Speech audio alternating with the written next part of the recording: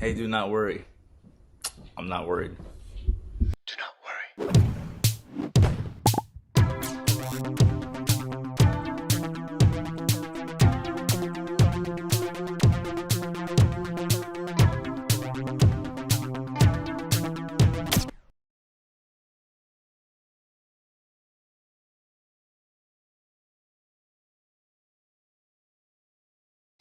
Hello, everyone, and welcome to a brand new Do Not Worry stream. I am your host, Anthony, coming to you from the heart of Lebanon in the 09.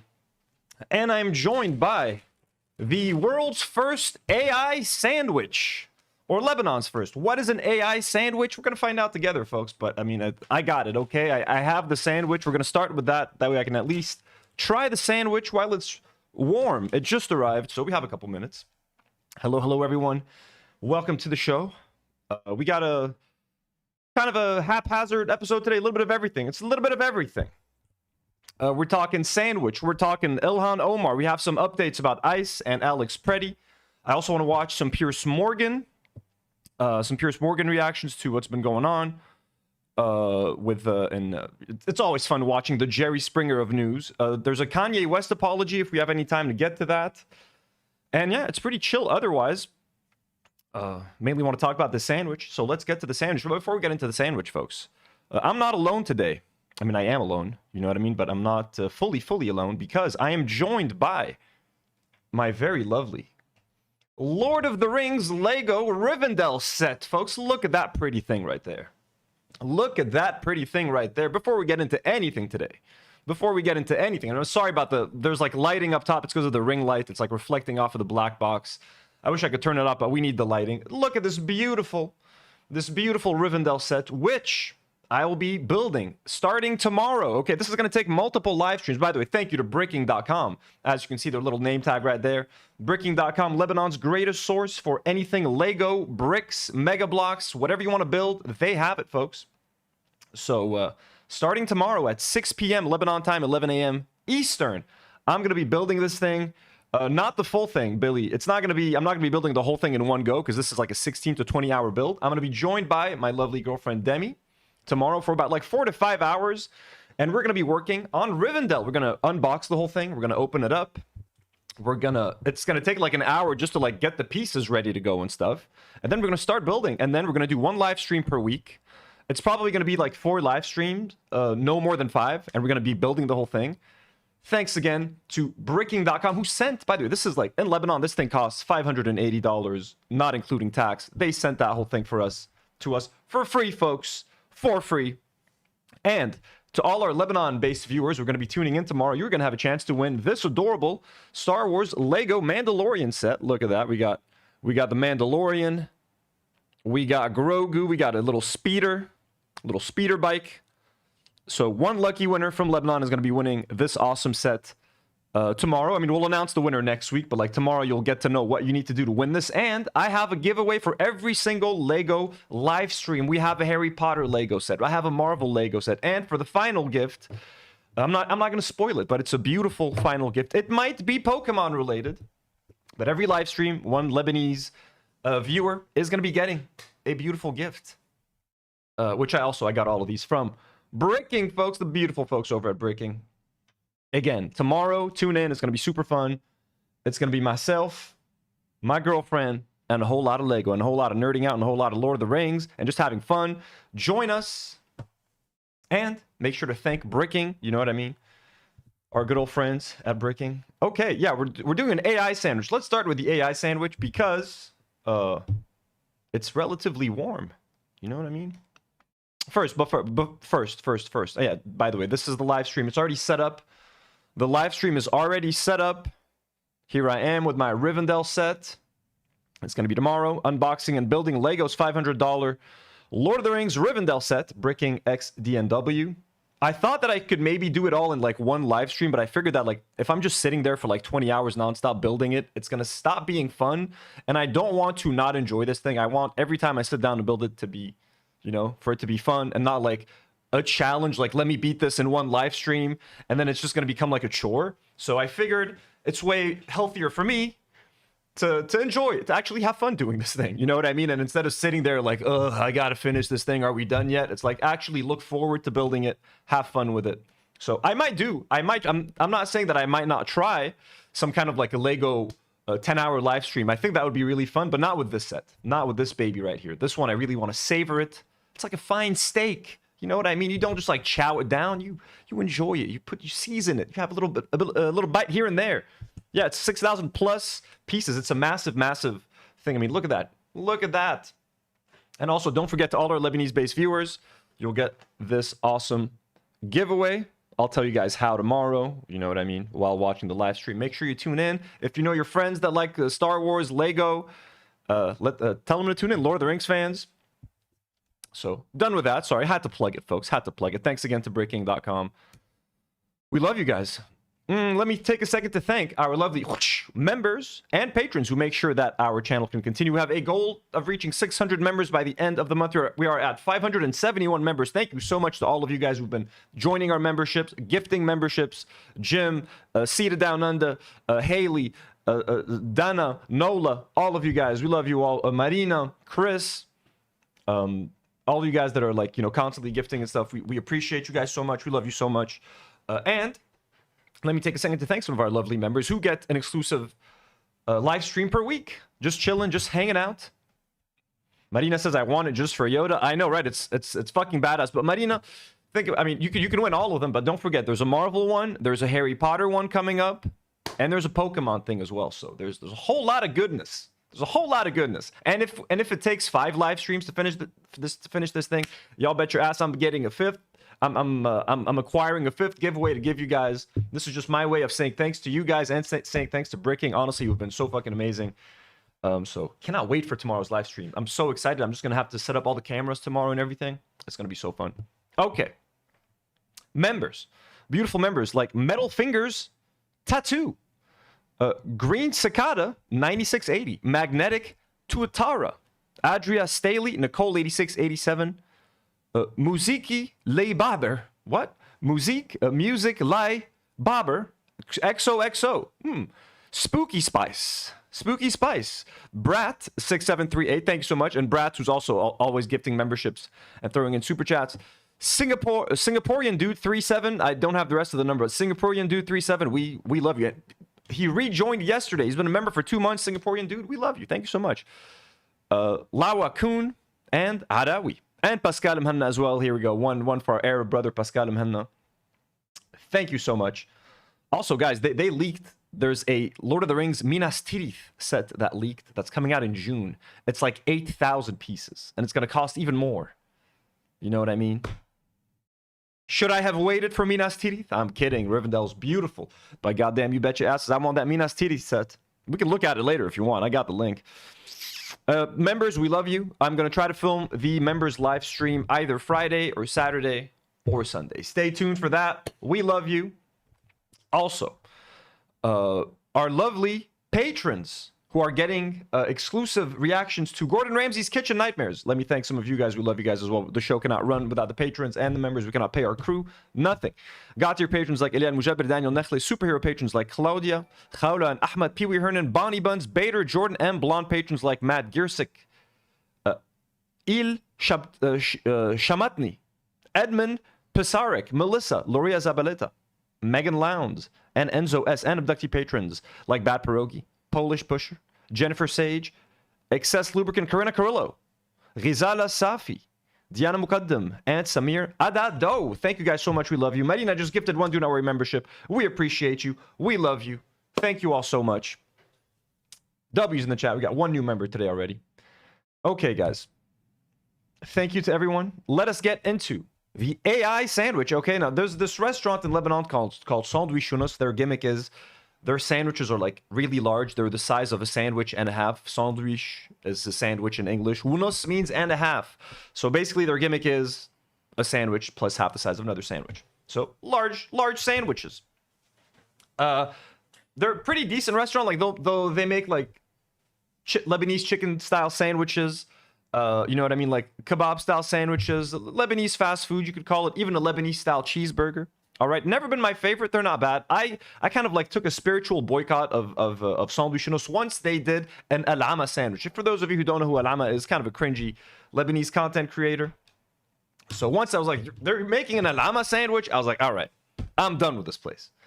So anyways, now they're back with a new concoction, which is, I mean, if anything could be worse than an Alama sandwich, I think they figured it out. I think Sandwichinos has figured it out. You know what I mean? What do people hate more than Alama? Artificial intelligence. Let's make an AI sandwich. So I have a couple of their, you know, what happened? Some of their social media teases. Oh, God. Again, I mean, I'm not, it's a gimmick. It's again, like, what's an AI sandwich? Well, we're going to try to make sense of that. Sorry, just fixing my audio a little bit. Jim D. Dukers gifting 5 memberships.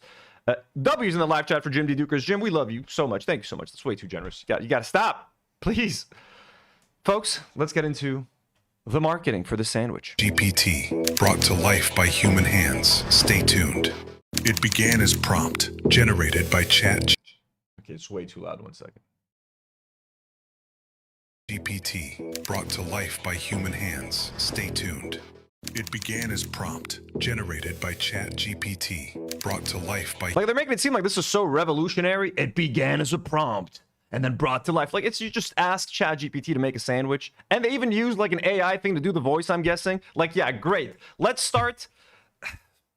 Ask someone who worked in television, who makes content for a living.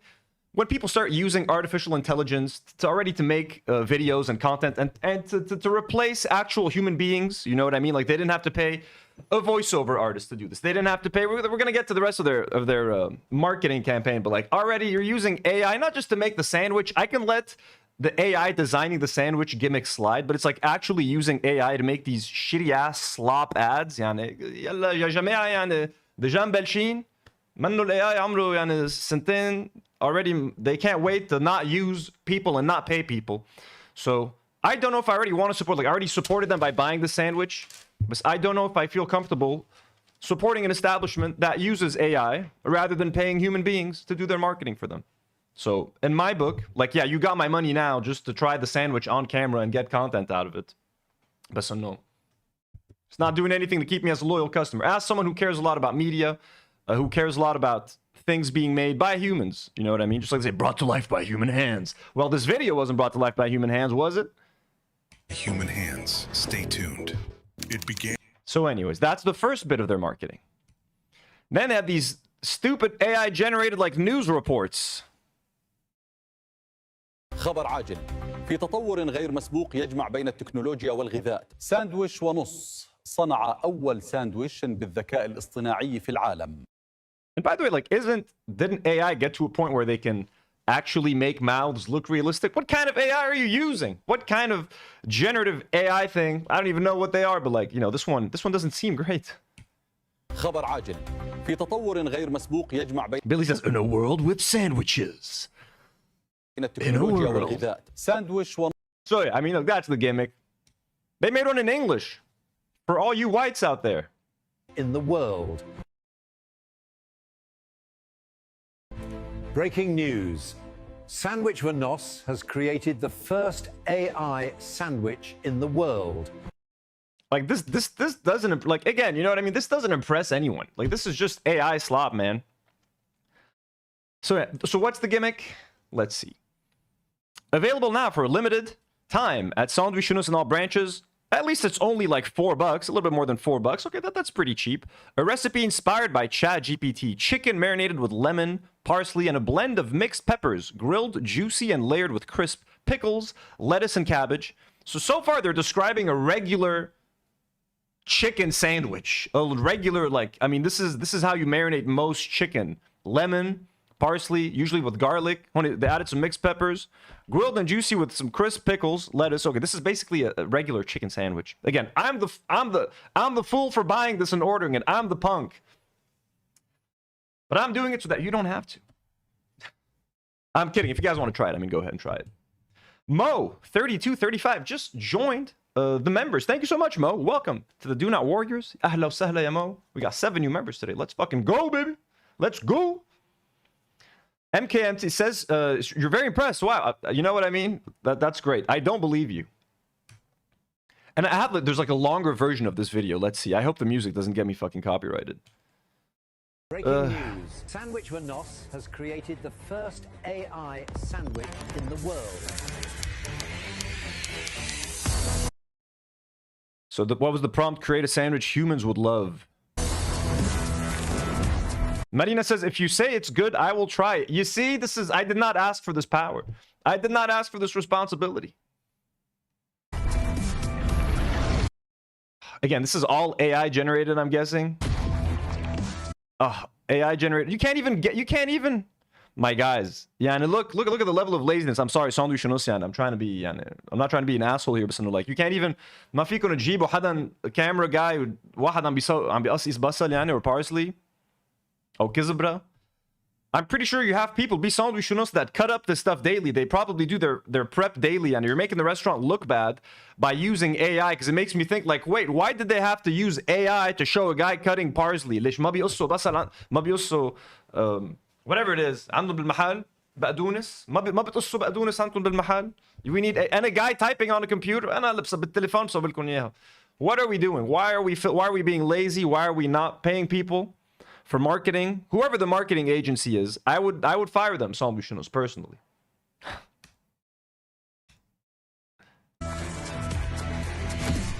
Beirut au Liban, Sandwich Wanos vient de créer le premier sandwich élaboré. French, folks, French. It's like Armageddon by Michael Bay. You know, the whole world, you got news. A meteor is headed towards Earth. Il y a une astéroïde qui va taper la Terre. Hunaka! Like, you know what I mean? ونص مع أول ساندويش بالذكاء الاصطناعي في العالم. Is this shot of the sandwich? I mean, this looks like a real shot, possibly. This might be the one thing they actually filmed. They might have actually filmed the sandwich. Let's see. So the marketing continues. The marketing is not over. It ain't over. What else we got here? Oh, we got a guy reviewing it. This is going to be in Arabic. I'll tell you guys what he's saying, okay? His name is Coach Beast Eats. So he's a Lebanese content creator. موجودين عنا على المنيو. عملنا ساندويش لبناني يكون قصة كتير كبيرة. قال لهم تكرم عينكم. المحل بيعمل ساندويش بالاي اي بلبنان. يعني عن جد بعد ما حدا سبقنا هالفكرة لساندويش ونص. اجى كل التيم واجتمع مع تشات جي بي تي وقال له هولي كل المكونات اللي بنشتريها بالمطعم وهولي كل الايتمز موجودين. So the whole team got together and explained, and they told Chat GPT what they wanted. You know what I mean? And I mean, again, you guys run a restaurant. If you need to use Chat GPT to tell you what sandwich to make that tastes good, I think I've lost all faith in your chefs, to be honest with you. And if this sandwich tastes better than your other sandwiches, you guys are really in fucking trouble. يعني حتنشحتوا كلكم بكره إذا هيدا الشيء طيب.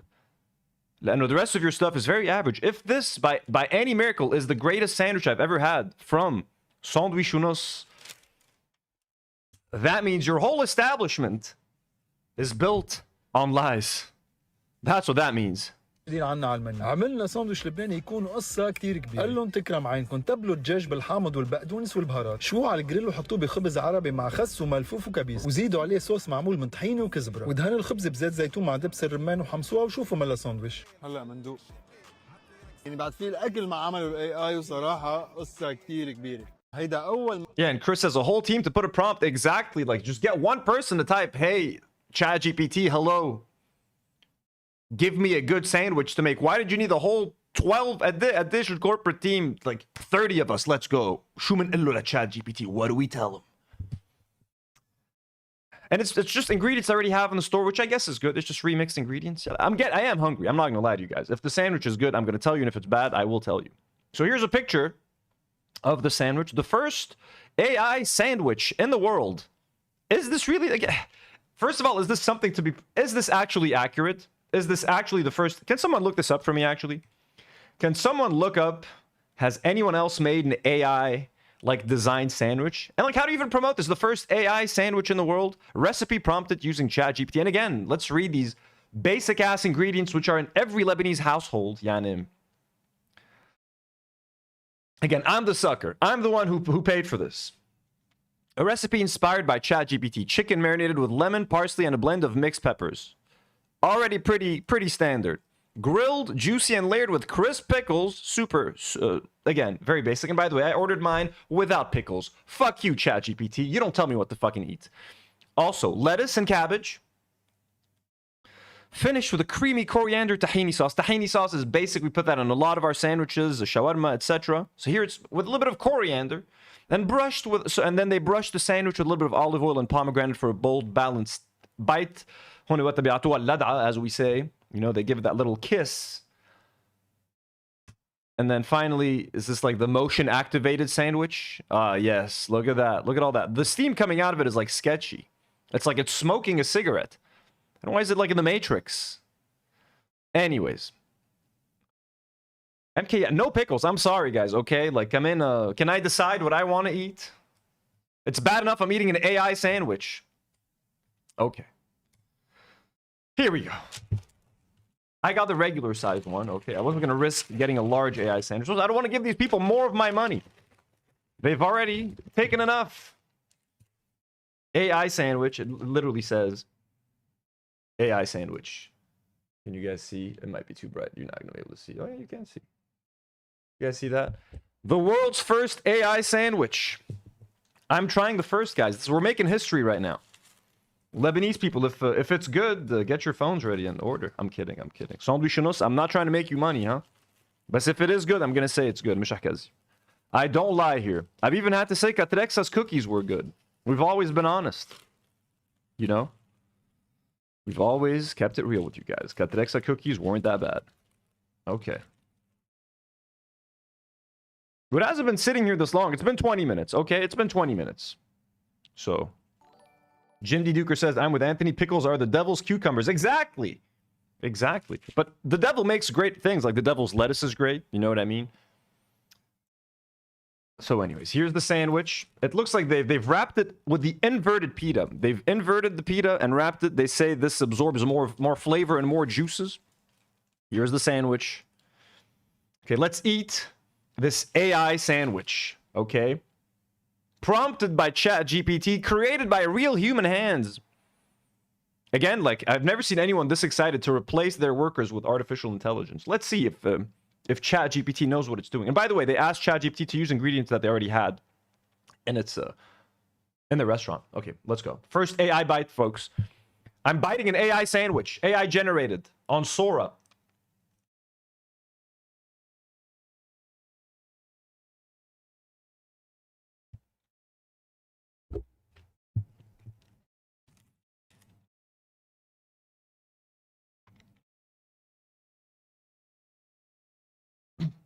Huh.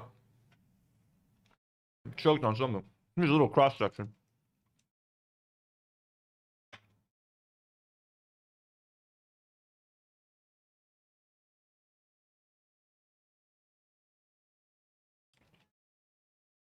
It tastes like something. I can't put my finger on it. I'm gonna try it again before I give a verdict.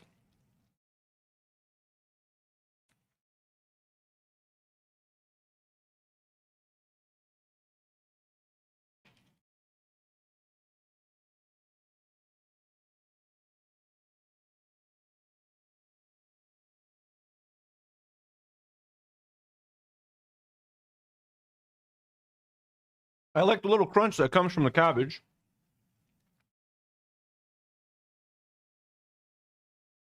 I can't taste the tahini. Feels like I taste mayonnaise. There's not supposed to be any mayonnaise in here, so I don't know why. Sometimes it tastes like garlic mayo shui. It tastes like garlic mayo a little bit. Let's open this up and just look at the ingredients again, shall we? What am I eating here? Chicken, yeah, lemon, I can taste the parsley. And I can taste the coriander a bit. Look, it's not bad. But it's not great. It doesn't taste like anything special. And I doubt that me removing the pickles is going to make that much of a difference. The tahini, for some reason, just tastes like very... it doesn't taste bad by any means. It's like a refreshing sandwich. It's kind of like... What I would say is like it's refreshing. But the sauce tastes more like a very, very light and very mild garlic mayo rather than a coriander tahini. You know what I mean? It's a very light garlic mayo. That's what I would have guessed if you had given me a bite of this. But it's a refreshing sandwich. It's like a fun summery shawarma. If that makes sense, you know what I mean?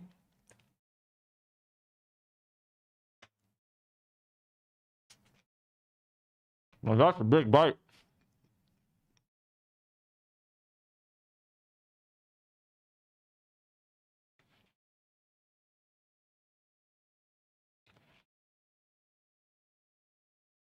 Well, I'm gonna see if Demi wants a bite. 1 second.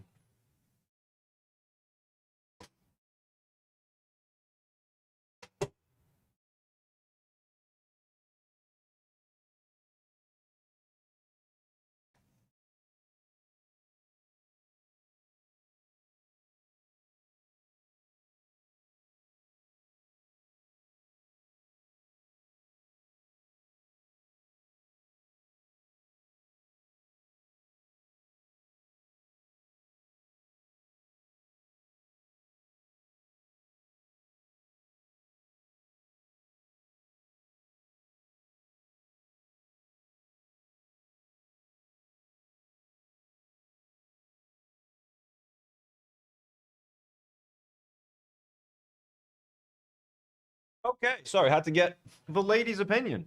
She said it was yummy. She liked it. Demi liked it.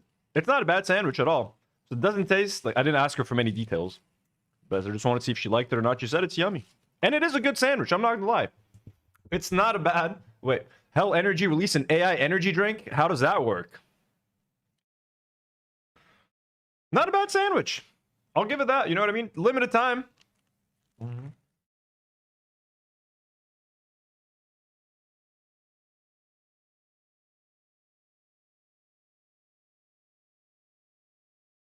If it's between this and a chicken shawarma, I'd rather get the chicken shawarma. But like, it's like a gimmick. If you want to try the gimmick, like I hate that they used like AI generated ads. Like you're using ChatGPT to prompt a sandwich. It's a silly gimmick you can get to say you made the first AI sandwich in the world. Film the fucking ads. Get a real fucking camera guy. Don't get fucking lazy and start making AI slop content, because no one wants to see that. It's lazy marketing. But I won't support the restaurant just for that. Doesn't matter how good or bad the sandwich is. I don't really care. I don't want to support anyone that uses generative AI instead of actual human beings to make their shit. If you think that I'm cool او كتير عايشة, then hey, you know what I mean? It's up to you. Best hire real people. Lebanese people here are struggling for work, who's struggling to make ends meet. So, get a videographer, a sound guy, and an editor. Don't be lazy. Don't be lazy. Zoprakt says, I created my first AI dessert. No idea. It tastes like blackcurrant.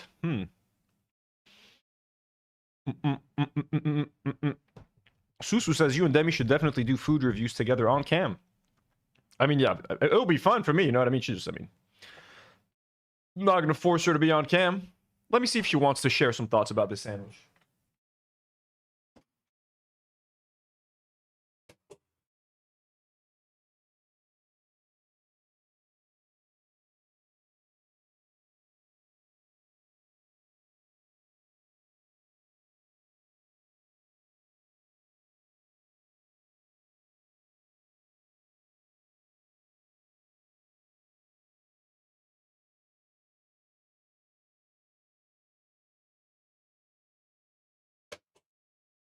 Oh, all right. Sorry, almost done. Yeah. So she said she tasted the tahini coriander. I taste the coriander, not much of the tahini. I do taste a little bit of a mayonnaise-y, garlicky thing, but it's good. Look, here's a better cross-section of the sandwich, less saucy. Whoever grilled this, الشيف يلي عمل لي هيدا الساندويش اليوم, برافو عليك. انت شاطر. انت, the human who actually made the sandwich, good job. But I shall never praise ChatGPT. And I'll never praise a marketing firm that is so excited to use AI, even like sloppy ass AI, man. Come on. We're better than this, man. Lebanon has a very great creative community. A lot of people from a lot of other countries come to Lebanon to film a lot of ads, a lot of movies, because we have very talented, very capable filmmakers here and people who work as crew, and it's more affordable than a lot of other places to shoot here. So take advantage of that. Why are you cheaping out? I'm going to finish the sandwich and we're going to move on to the topics, okay?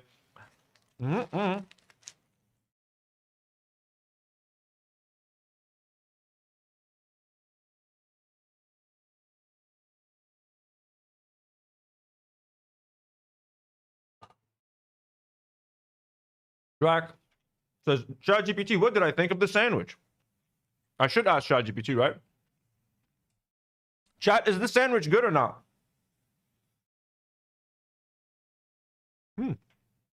Chris says, I had my first robot-made pizza in Austria, and honestly, it wasn't bad, and I hate saying that. I feel you, man. I mean, honestly, part of me wanted to say this sandwich fucking sucked. You know what I mean? Like, hey, fuck AI, fuck ChatGPT. I mean, again, bro, mix any ingredient in sandwich. It's just basically all chicken. It's all the ingredients that they have, man. It's all the same. We all do the same in Lebanon. It would be impossible to make a bad sandwich out of this, yeah. Unless it was like mixed burger meat and chicken and marinated in lemon or some fucking shit, but no. This is not a hard thing to do. But no. It is sad. Jim says, we miss Maki and Nata. I know, right? I miss them too. They can't be in here right now because this chair, Nata has already put her claws into this chair. So I gotta train him or something. The bonsai tree is toxic to them. And now there's the Lego set. So I'll try to carry them in a little bit later. I'll hold them and I'll like bring them on main camera. Okay, I'll do that. That's the most I could do. But look, I'm with Chris. It sucks to admit when like machines do something okay. And again, they just made a fucking chicken sandwich. This is not rocket science. They didn't land anyone on the fucking moon.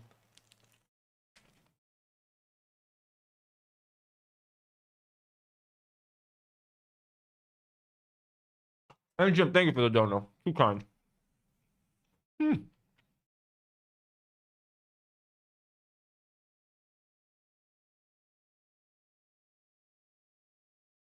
A food podcast. Do you want me to chew loudly? I have the thing turned down. It won't register. It won't work. Fifth says, the worst pizza I ate in my life was in Italy. Really? Really? Politics says bigger bites. Aren't I? I'm taking massive bites, aren't I?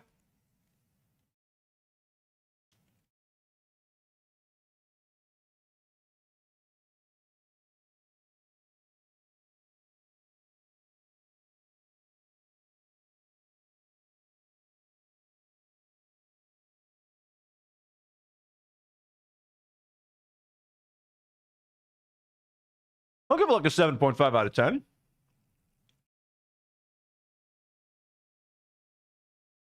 I'll give it a 7.5. Pretty solid. The chicken's pretty nice. The chicken tastes nice. It's well marinated. It's better than I expected it to be. For sure. I'm gonna go wash my hands for a sec. Okay, I'll be right back.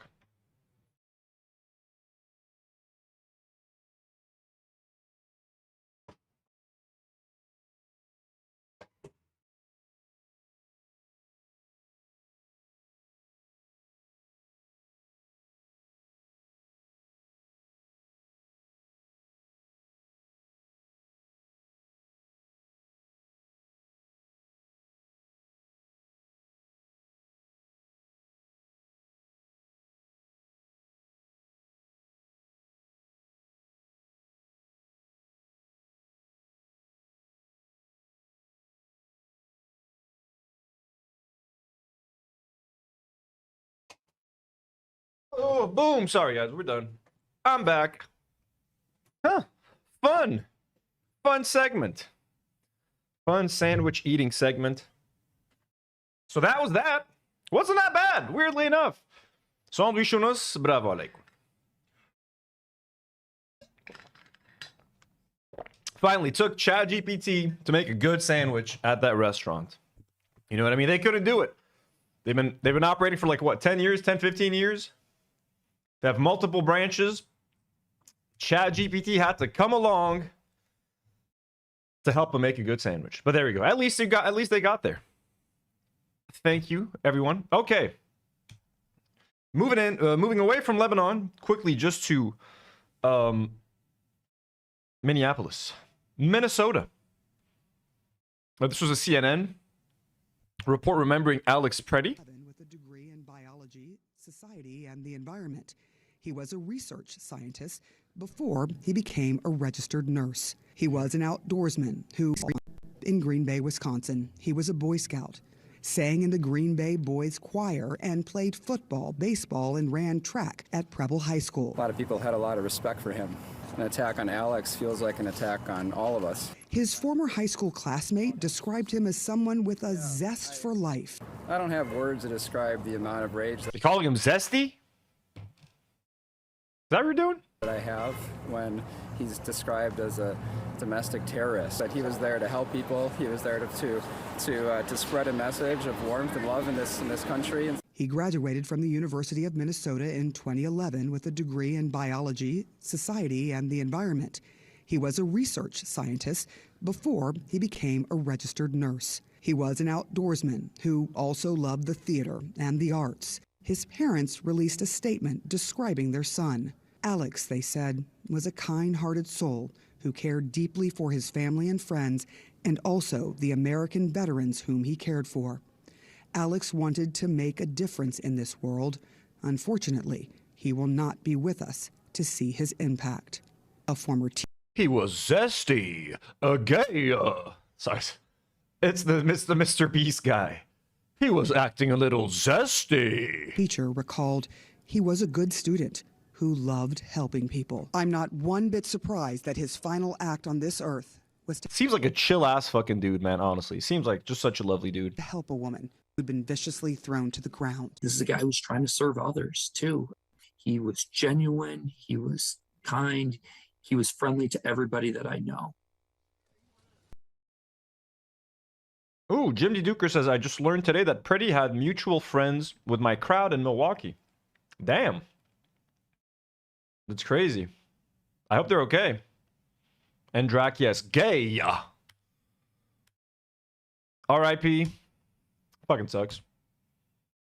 Here's a picture. Is that real? AI generated. God damn it, I knew it. I was waiting. When I checked this earlier, it wasn't. I looked at his chin. I thought that this was an AI chin. Here we go. It is AI, folks. Thank you to Community Notes. Thank you. I had a feeling the chin. I had a feeling. Okay, here's Megyn Kelly telling you if you don't want to get shot, easy solution, guys. If you don't want to get shot by ICE in America, just stay home. Don't leave the house. Stay home. What you got to do? Get groceries, order them, delivery. Why do you need to leave your home? I know I'm supposed to feel sorry for Alex Pretti, but I don't.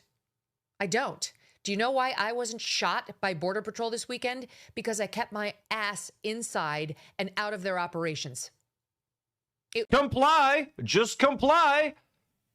You know, I didn't get shot. I kept my ass inside. I had things I wanted to do. My grandmother's sick. You know, she was about to die. I stayed home. I didn't go see my dying family member because ICE had to complete their very important operation. Okay? You don't want to get shot? Don't walk around your own country. Don't walk around your own neighborhood. Okay? Go get yourself something nice. Yeah? It's very simple. If I felt... Oh shit, Marina, folks, Sandwichonos, you already owe me. You already owe me a cut of your revenues. Marina has ordered the AI sandwich. I've already gotten you a sale. Yalla, zabtulna iyaha. One, hello Polish pusher. Bless you. Hope you're safe. We've got one AI sandwich already sold. strongly enough about something the government was doing that I would go out and protest, I would do it peacefully on the sidewalk without interfering via a whistle, via shouting, via my body. Oh, repeat that, because he didn't do any of that shit. Very simple. If I felt strongly enough about something the government was doing that I would go out and protest, I would do it peacefully on the He was doing it peacefully. sidewalk. He was on the sidewalk, actually. When they pepper sprayed him, when he helped that woman when she was pushed, he was exactly right on the fucking sidewalk. What else? Without interfering via a whistle, via shouting. He did not interfere via whistle. He did not interfere via shouting. He interfered via helping a woman up from the ground and then putting his hand up when he was being pepper sprayed in his eyes and holding a camera. Oh my, dude, Just don't say the things out loud, Anthony. Just think the bad things. Okay. Via my body, via any other way, I would make my objections known by standing there without interfering, because interfering is where you go south. And laying hands on a police officer trying to, or border patrol officer or ICE officer trying to conduct a law enforcement. Did not lay a hand on them. Did not lay a hand on them at all. He just laid a hand on the woman that the border patrol officer shoved. You fucking bootlicker. How does that boot taste, Megyn Kelly? Seriously, like how?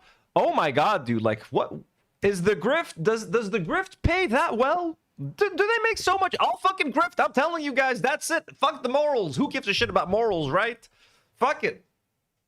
Stay home, motherfuckers. Hey, Polish pusher, you don't want to get hurt, you stay home.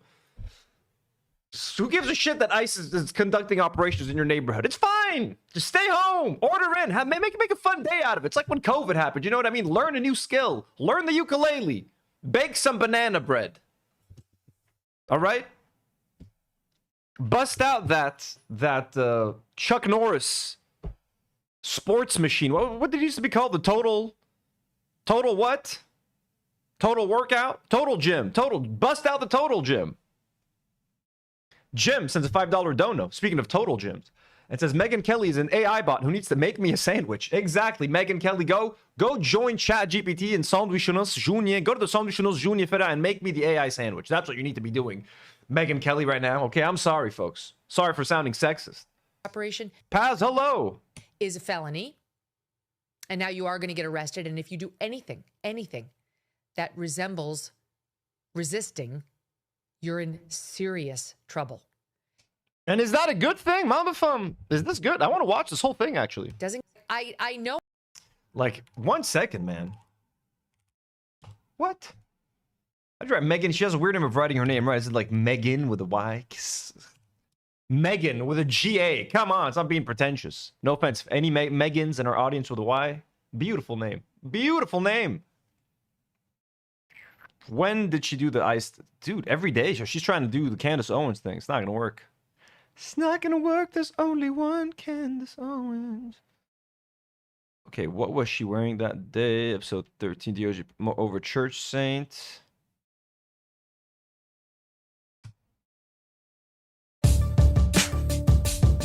Law enforcement as each frame has the travel bring. A new year means new finance. Is it like audio? Have the fuck? There's just so many episodes. What was she wearing in that clip? Okay, the blue, like a blue shirt type thing. Has he been shot for 5 days? God, when did this happen? Saturday. No, it's not like 4 days.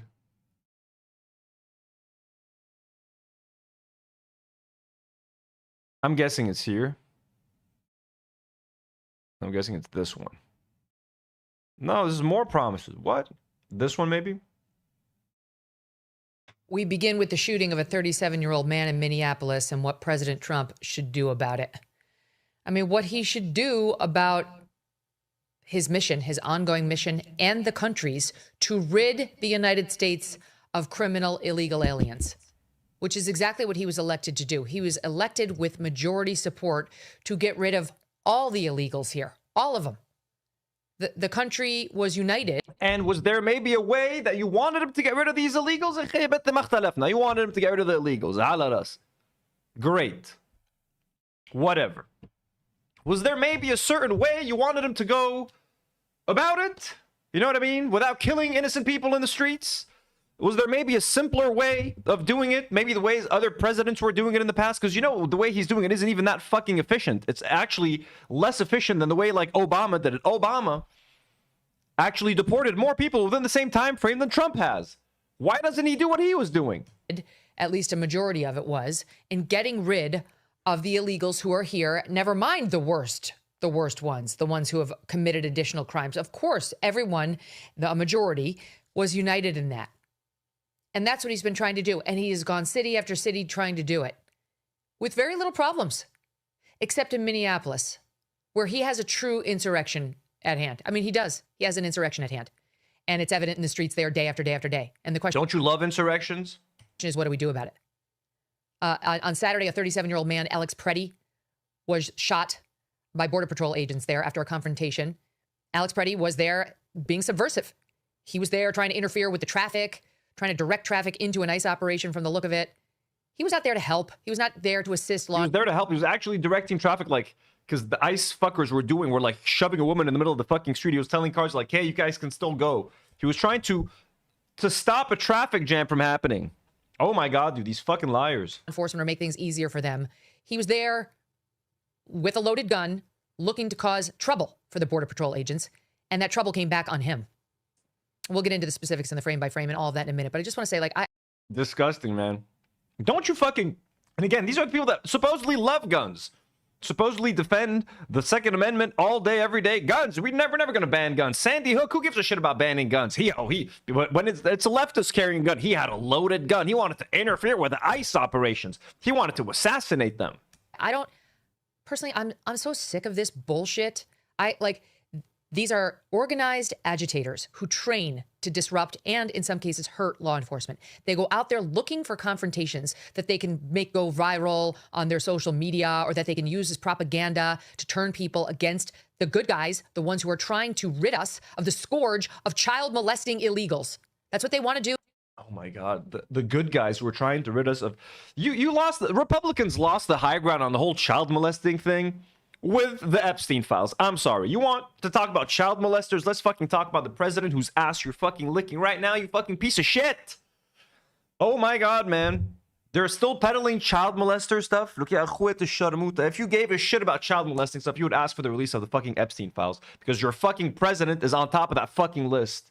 Okay? Don't fucking bring up child molesting as if this has anything to do with that.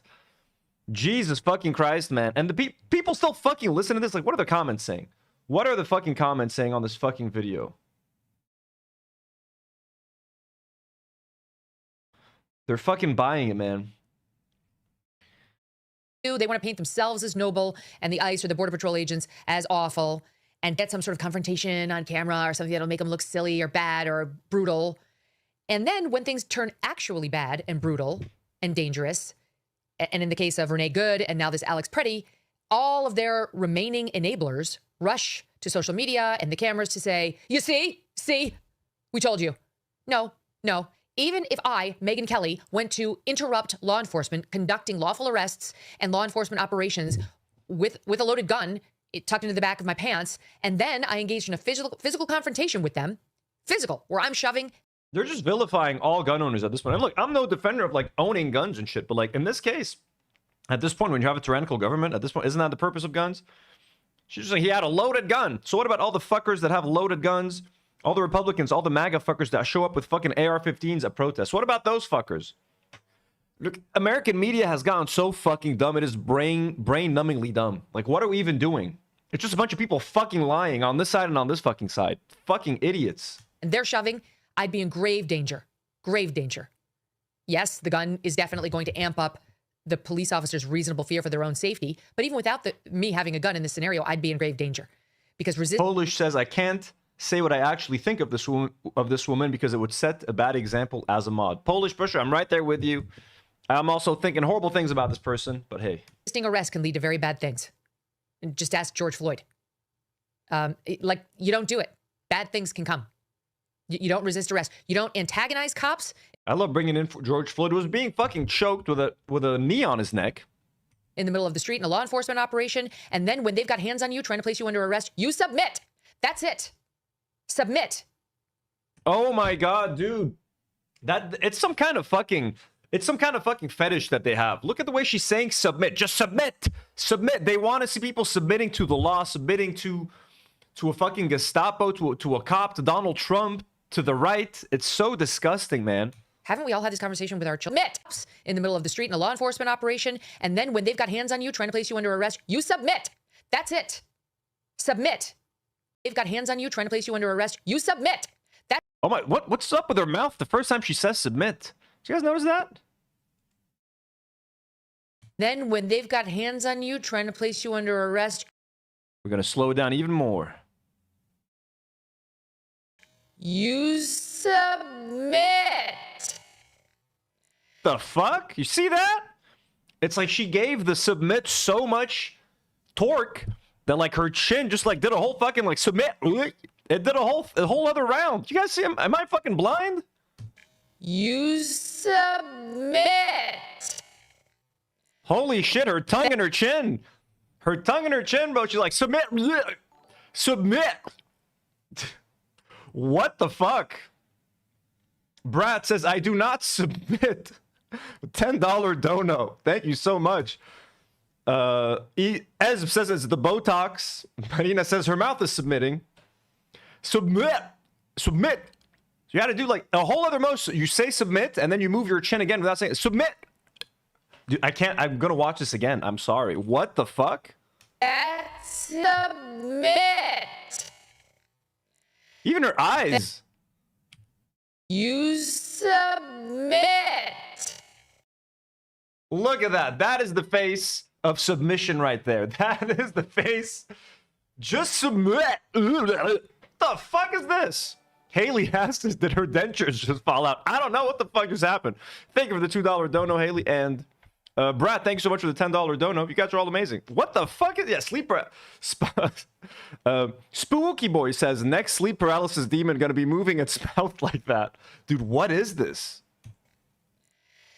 That's... You think she has dentures? Guys, I'm sorry. Just one more time. Place you under arrest. You submit.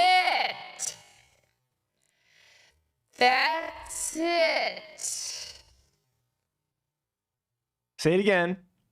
Submit. Fucking crazy, man. These fucking Republicans. Submit. Jesus Christ, man. Lady. You got some issues going on, dude. She's like possessed by like a devil or something. It's like there's something trying to break free from underneath the skin. It's like that South Park episode, like when Christy Gnome, right? Like a demon flew out of her or something. Was it Christy Gnome? Anyway, shit, man. Ugh. Yusuf says dentures or veneers. What is this, man? Okay, let's continue. Let's keep watching her mouth. She might do some other crazy shit. Regular speed, lady. Let's go. Haven't we all had this conversation with our children? I've told my boys and my daughter this, my husband too. We've all talked to our kids about it. And I know some, back during BLM, they wanted to say only black... Chris sends a $2 dono. It says, Megan to her husband in bed. You submit. That's exactly how it goes. People have this conversation with their kids. Bullshit. Every normal parent tells their children, if you get pulled over by a cop or find yourself interacting with a cop, you submit. If they are being a prick, a racist, a bully, overbearing, if they're wrong, if they don't actually have the right person, we will deal with it later. Because you don't antagonize a law officer with a gun. It's just they face... Again, I really want to... Okay, I want to watch her watching the footage and like analyze it step by step. He literally did not antagonize anyone. He did not even resist. He didn't have time to resist arrest. They just shoved him, started fucking beating the fuck out of him. He's just on the floor on all fours. Like, what can you... You can't even resist when you're when they're beating the fuck out of you. I don't even understand that. Like, he resisted. Resisted what? Resisted how? He was on the floor getting his ass fucking pummeled, man. And getting the gas canister punched into his eye. 6 dudes like fucking kicking him and punching him and like, what the... Shoo, submit. Submit. He's submitting. Shubat kun aktar is submitting than that. I don't understand. The guy's on all fours on the ground getting his ass beat. They're like, you need to submit. Jim sends $2 dono. It says, you sandwich. You sandwich. That was so fun, man. That's so fucking crazy. Too many threats that are deadly to them. We have to be the ones to be extra careful about not antagonizing. We do. Especially in Minnesota. Okay, we don't need to do this, but I'm just going to pull up. Let me see if I still have access to the footage of Alex's death, man. Okay, let's watch it. I mean, fuck. It's silly to have to do this, but like listening to such bullshit kind of makes you want to, refresh your memory a little bit.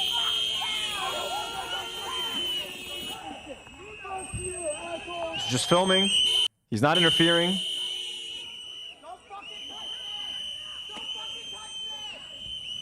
He's standing on the sidewalk already. The guy shoved the woman, just hand up.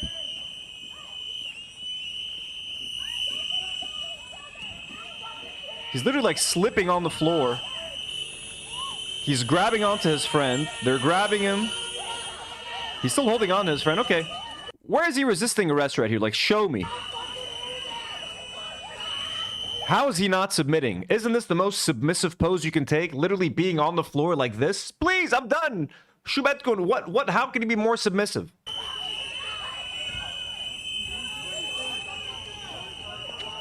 They're choking him. Yeah, I don't want to watch that again. I mean, again, just fucking crazy. How much money does it take to, like, sell your soul, literally, and become a fucking demon? Like, what is it? A couple mil? Minnesota and Minneapolis because of what they're doing to the Border Patrol and the ICE there. I'm sorry, but there's actually a greater, ironically, responsibility on those protesters, they're terrorists, in my view, to behave well and submit immediately than there is on anybody. Submit immediately. Submit now. Submit. Submit. What the fuck is wrong with you? What kind of fucking freakish fetishes do you have, you fucks? Polish person sends a generous $5 donut, says, I do not submit to the death of my neighbor Megan. Exactly. No, you just have to submit, Polish, and stay home. Don't stay home if you don't want to get hurt. You don't want to get hurt. Stay home and submit. That should be, honestly, that should be the Republican slogan, or like the parody Republican slogan. Stay home and submit. That's their plan, right? Stay home and submit. Else, because they have put these guys. Marina sends a $2 donut, says, you subscribe. You subscribe. And by the way, everyone, like the stream if you're watching live right now. Click that like button. Helps us out in the algorithm and whatnot. On the razor's edge. I mean, as Alex Pretti is getting shot, an ICE officer was getting elsewhere in Minnesota, his finger bitten off by one of these terrorists. Terrorist? Boo fucking who, man? Like, I know I'm supposed to feel sorry for Alex Pretti, but I don't. I don't. Do you know why I wasn't shot by Border Patrol this weekend? Because I kept my ass inside and out of their operations. It's very simple. If I felt strongly enough about something the government was doing that I would go out and protest, I would do it peacefully on the sidewalk without interfering, via a whistle, via shouting, via my... She stayed home, folks. She stayed home. Like a true free American woman. You know how I exercise my rights? I stay the fuck home and I submit. Okay, that's what it means to be an American. You stay the fuck home. Yeehaw! And you submit to the law. Okay, you see a tyrannical government. You see a tyrannical government coming your way, stepping on your rights. You just submit. Okay? You just submit. If the glove don't fit, you must submit. Don't you know the quote? That's how it happens here. Okay? Just say yes, sir, please, and thank you. Don't ask for no rights. Don't ask for no more. Okay? Just be a dog and lick the boot, and you'll be fine. Just keep your head down. Keep your head down, okay? You feel like your rights are being infringed upon? It don't matter. Go back home and be safe. The safe word is submit, like the stream. Mithy Eve, thank you so much for the $2 dono. Insane shit, man. I can't believe what I'm hearing from these fucking Republicans. Like, you know what I'm saying? Like, when Democrats ask you to stay home, at least it's for COVID. Like, hey, stay home. Don't spread the fucking virus or something. It's like, stay home. Just don't bother law enforcement. Don't get shot. You don't want to get shot, do you? Stay home. Oh, my fucking God. You fucking, like, pussies and cowards, man. You should be marching down with your fucking AR-15s right now. Not that that would be a pretty sight. Body via any other way. I would make my objections known by standing there without interfering, because interfering is where you go south. And laying hands on a police officer trying to, or Border Patrol officer or ICE officer trying to conduct a law enforcement operation is a felony. And now you are going to get arrested. And if you do anything that resembles resisting, you're in serious trouble. Like putting your hand up or being on all fours. Doesn't give them the, quote, right to shoot you. It amps up the situation and the danger such that they may be found in reasonable fear of their... Of course, okay, if the argument that the Republicans are making now that we need to agree with is like, if you had just stayed away and like zero interference, I mean, yeah, sure, nothing would have happened. But is that the kind of world you want to live in, where people, where literal masked thugs are shoving women in the street? And if you simply extend a hand to help the woman that was shoved onto the floor, if that is now called like you're interfering with a mission, and if that's like un-American, I'm fucking sorry. Like, what are we fucking doing right now? What are you even saying? What are you even saying? What's the point of this whole thing? What's the point of this whole thing? Don't you feel stupid saying this? Safety if they do. that they may be found in reasonable fear of their safety. Like, sure, yeah, stay the fuck away and don't do anything. You won't get shot. Like, you won't accomplish anything in life if you sit back and do nothing. Don't interfere. Don't tell that person they're being too loud. Like, at that point, literally just sit there and fucking take it. You know what I mean? If you're at a restaurant and your waiter's a fucking dick, don't tell him anything. You know what I mean? If you're in a movie theater and someone's next to you just fucking talking and talking and talking. What if I tell him something and then he stabs me? I'm just going to stay quiet. That means just fuck it. Just take everything and go with it for the rest of your life. Keep your head down and avoid any confrontation. Avoid any criticism. Avoid saying or doing anything that might upset someone because they can fucking kill you. Is that the point? That's America in general. Everyone's fucking armed. Everyone's walking around with a fucking gun. There are more guns in America than there are fucking human beings. So khalas, if I honk at this person in my car, he might try to shoot me. If I tell this guy like, hey, why did you cut in line? He might stab me. You're just telling people to just fucking sit there and fucking take it. Just sit there and take it is what you're saying. No. If someone's chewing gum loudly in a movie theater, tell them, hey, shut the fuck up, you little piece of shit. If someone's on their phone and they're blasting it at full brightness in a movie theater, fuck it. Tell them. I tell them I'm the fucking douche who's like, hey, do you mind shutting the fuck up? Because I can't hear my fucking movie. Okay? If someone cuts in line, tell them, hey, I was here first. I ordered my AI sandwich before you, sir. Okay? That's what you do. You don't just fucking just stay out of it, or you'll get shot. Khalas, everyone's armed in America. You can get shot fucking at Trader Joe's buying cookies. You get shot everywhere, man. At the mall, people be killing people. What is this? What is this messaging now? This is the Republican messaging. This is how you're running in 2028. Shut up, submit, stay home. What the fuck? This is the Republican messaging right now. Shut up, submit, stay home. The 3 S's. I love it. It's all S's. Shut up, submit, stay home. Shut up, submit, stay home. Shut up, submit, stay home. It's catchy. It's actually very catchy. Some Democrats should use this. Use this in the 2028 election. Polish Pusher. W's in the chat for Polish Pusher.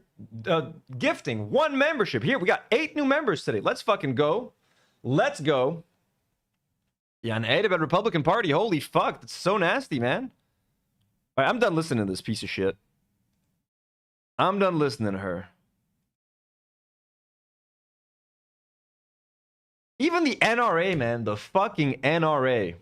Okay? The NRA unequivocally believes that all law-abiding citizens have a right to keep and bear arms anywhere they have a legal right to be. Look, the fucking NRA. Now, I know it's in their best interest because they want to sell more guns. You know what I mean? But the NRA, dude, is it still, again, is it still Wayne LaPierre? That fucking asshole? The NRA, probably the most evil association in the world. Again, let me repeat this. The NRA unequivocally believes that all law-abiding citizens have a right to keep and bear arms anywhere they have a legal right to be. That's it. They're basically saying Alex Pretti had every right to be armed where he was. There was no reason for them to use the gun to vilify him. Ooh, Brett with another very generous $10 dono. Brett, you're insane, man. He says it's the same thing they try to message about Palestine. Complacency is the worst enemy of humanity. Exactly. And they just want people to be complacent. The more complacent you are, the more you allow it to happen. And then before you know it, you got fucking Nazis walking down your streets, knocking down every door. You know what I mean? And gathering up fucking, it's crazy.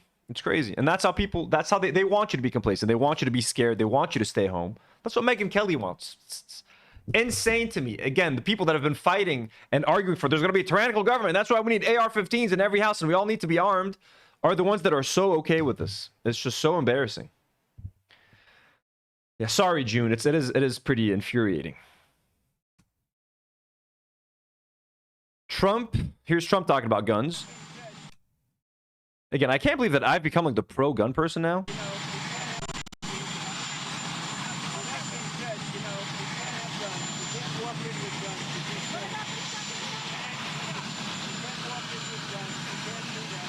I can't hear shit. I cannot hear shit. Dreadful Utopia, who's been a beloved member for 10 months. Holy shit, Dreadful. Thank you so much for all the support. We love you so much. Says, submit to the Do Not Worry podcast. Subscribe, hit the like button, click the bell, join the Discord, subscribe to the gaming channel.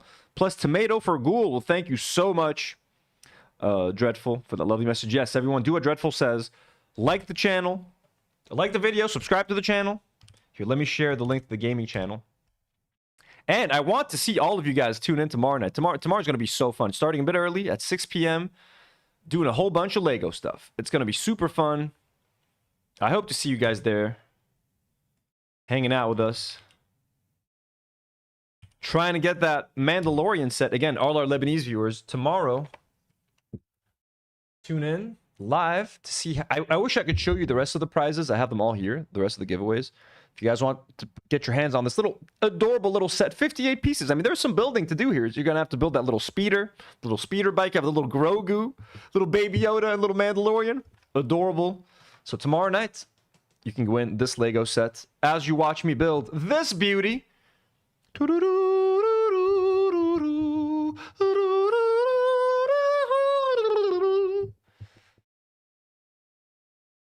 Can you sing, Master Hobbit? Well, enough for my own people. But we don't have songs for great halls or dark times. And why should your songs be unfit for my halls? Come, sing me a song. Home is behind, the world ahead. There are many paths to tread. Enough. You guys want to hear the rest of the song? Tune in tomorrow. Through shadow, cloud and shade, all shall fade, all shall fade. Tune in tomorrow, folks. We're building some fucking Rivendell, some fucking Lord of the Rings. I know that's in Minas Tirith. The Minas Tirith set is not available yet, Drac. It's coming out in June. It leaked. It's coming out in June with the Denethor figure, so I can actually reenact the whole thing with little Pippin and little Denethor. Do you sing, Master Hobbit? Come, sing me a song, and I'm gonna fucking sing it.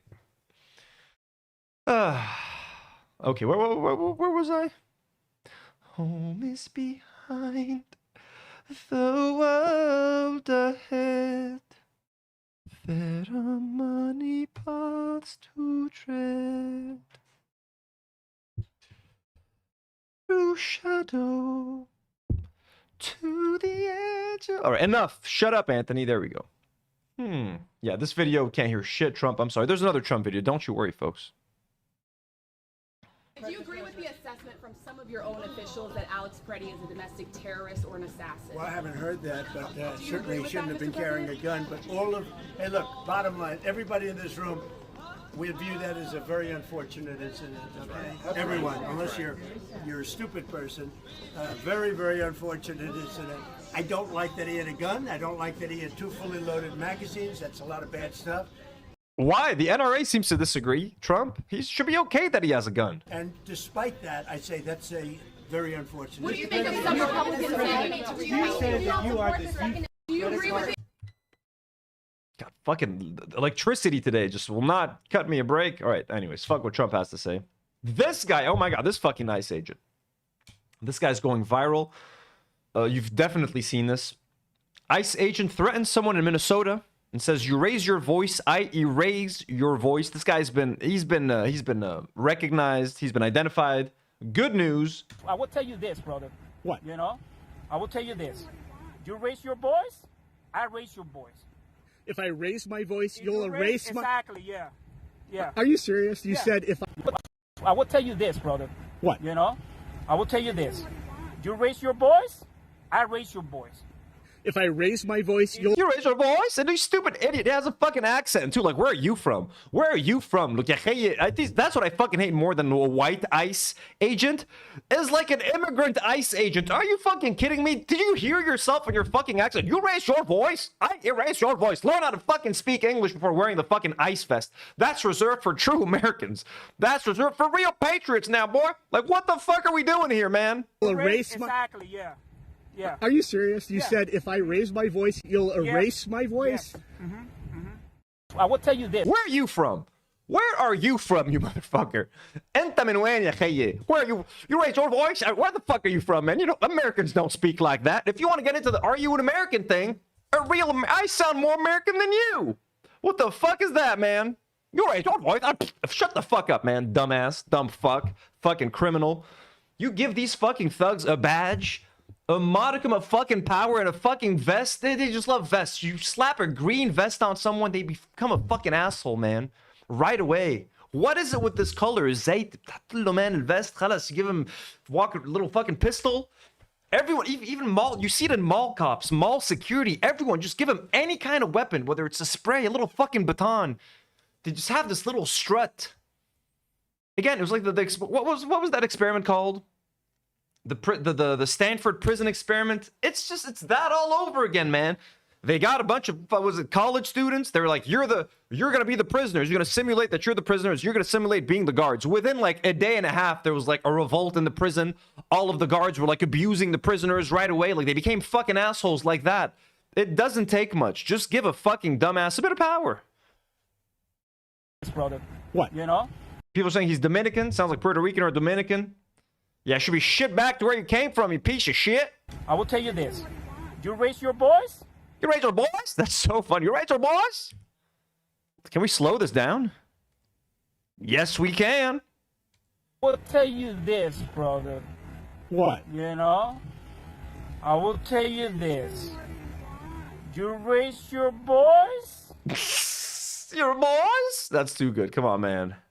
Raise your boys? Your what? Your boys? Your boys? Your boys? You hanging out with your boys? You're hanging out with the boys? What? Where are you going? Who you hanging out with? Who you hanging out with? Boys? The boys? You can't go. You can't go. Who said you can go hang out with the boys? Who are you hanging out with? Boys? No? Who? Boys? Who? Your boys? No, we're not hanging out with the boys. Not today. What's his name? This fucking piece of shit's name is Edgardo Gonzalez. Oh, there we go. Oh, he's definitely from like Dominican Republic or something. Edgardo Gonzalez. Suspected kidnapper and terrorist Edgardo Gonzalez of Miami, Florida is an ICE deportation officer who was filmed threatening a Minneapolis observer by saying, "You raise your boys? I raise your boys. You raise your boys?" That's so not threatening, though. So not scary, you know what I mean? You raise your boys? Gonzalez.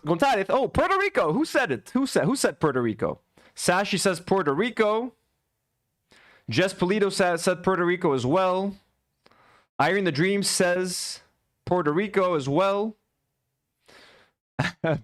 Irene says he sounds Puerto Rican to be honest, and as a Puerto Rican, so Irene is very sad. Sad to say, as a Puerto Rican, you raise your boys. So he's a native of Puerto Rico and has lived in Miami, Hialeah Gardens, and Hollywood, Florida.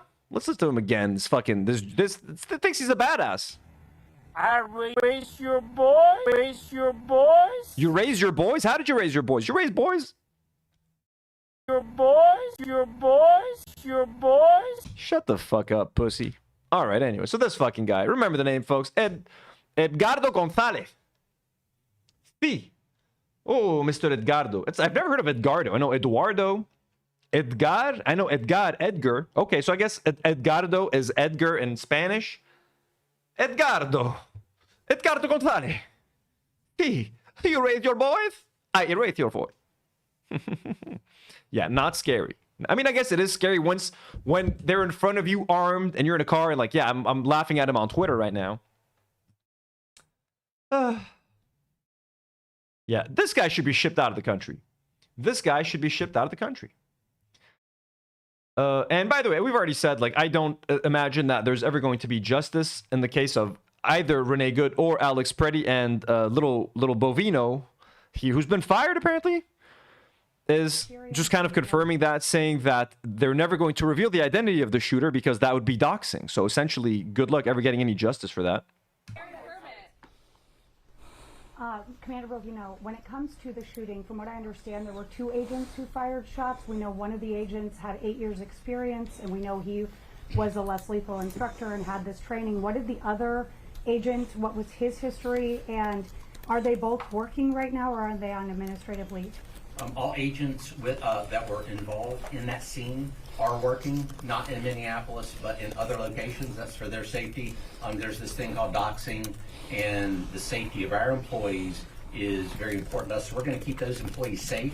As far as the number of shots, the number of agents involved. We're going to keep the employees safe. You know, we're not going to dox them. Like, they're just talking about it like it was an incident at work. Oh, the employee at the supermarket just spilled spillage on aisle 5. You know what I mean? Someone spilled some milk. Like, dude, he fucking executed someone, man. And I think Ken Klippenstein interviewed anonymously a whole bunch of like ICE agents and like deportation officers, and they're all like, yeah, the guy fucked up. Like, it wasn't Alex's fault. It was the officer's fault for killing. And look at this. So I talked to you guys a couple days ago. I made it exclusive for members now, but I'm going to drop the Twitter Sean Strickland clip. I did a whole thing on Twitter, folks. I quote tweeted Sean Strickland, which made his friend Jake Shields agree with me. Literally, he replied to my tweet, which then made his friend Kyle Rittenhouse like disagree with them, etc. It was a whole thing. I made Kyle Rittenhouse basically take the stand that you were allowed to have a gun everywhere. But now Kyle Rittenhouse seems to have upset some of his Republican fans, so now he's trying to please everyone at the same time. Here's what Kyle Rittenhouse, here's Kyle's latest take on the situation. You can believe all of these things at the same time. ICE messed up, great. Pretti should have stayed home. Already, like, what the fuck what do you mean stay home? So these fucking idiots now believe that if there's any kind of operation happening, or if there's like, if there are police officers just walking around the neighborhood, stay home. That's it. Don't risk anything. You shouldn't impede law enforcement. Okay, I mean, you could say you shouldn't impede law enforcement without saying you should have stayed home. Why are you saying just stay home at this point? Is that your slogan now, Republicans? Stay home, shut up, and submit. You can carry out a protest, but why go to a protest if you can just stay home? It's all falling apart now. When you try to please everyone, when you try to make everyone happy, you're gonna make no one happy. He's trying to make the crowd that thinks ICE messed up happy. And then he says, Pretti should have stayed home. Don't impede law enforcement. You can carry out a protest. But how are you going to go to a protest, Kyle, if you're stuck home? If you're telling me to stay home, how am I going to make it to the protest to carry the gun? It doesn't work, you fucking idiots. You dumb monkeys. ICE should continue deporting illegals. Communists are creating chaos to push their agenda. So fucking stupid. You cannot support the Constitution and the current state of ICE at the same time. I am all for deportation, but only lawful ones done humanely by properly trained individuals. Should I ask Kyle? Let me ask him. But Kyle, how can I bring my AR-15 to a protest if you're telling me to stay home? Sad face.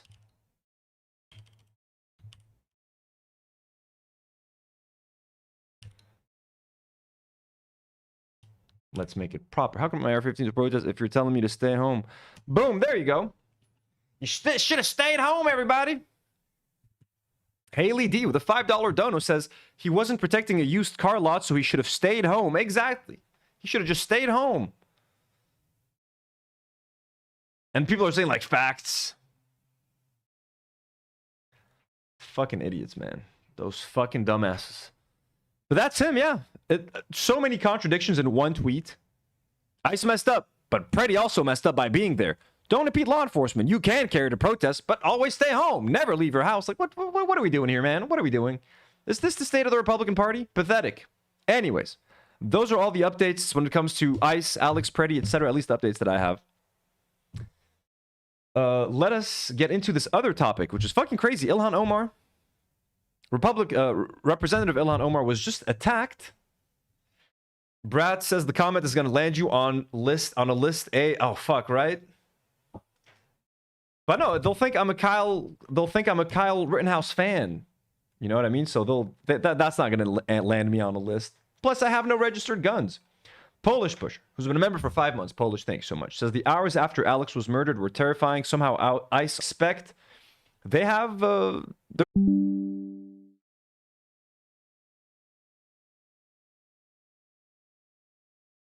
Hey, I think we're back. Sorry, guys. Whew.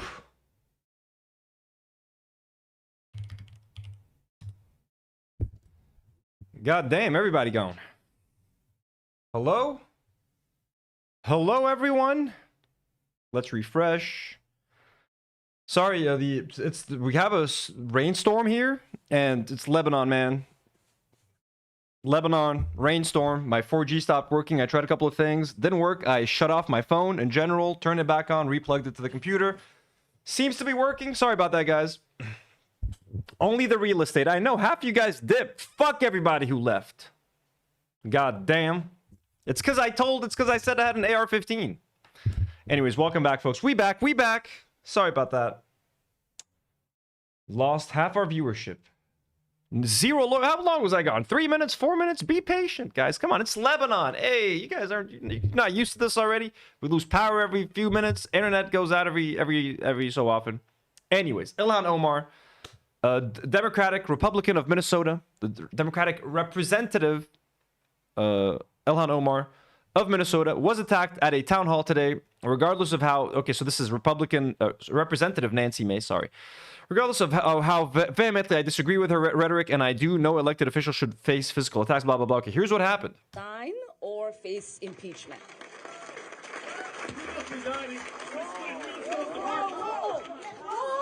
Chris says, bro, TikTok brain, we don't have the patience to wait anymore. Haley says, people ran off for food. It's fine, folks. I forgive you all. Okay, let's watch this again. Nour must resign or face impeachment.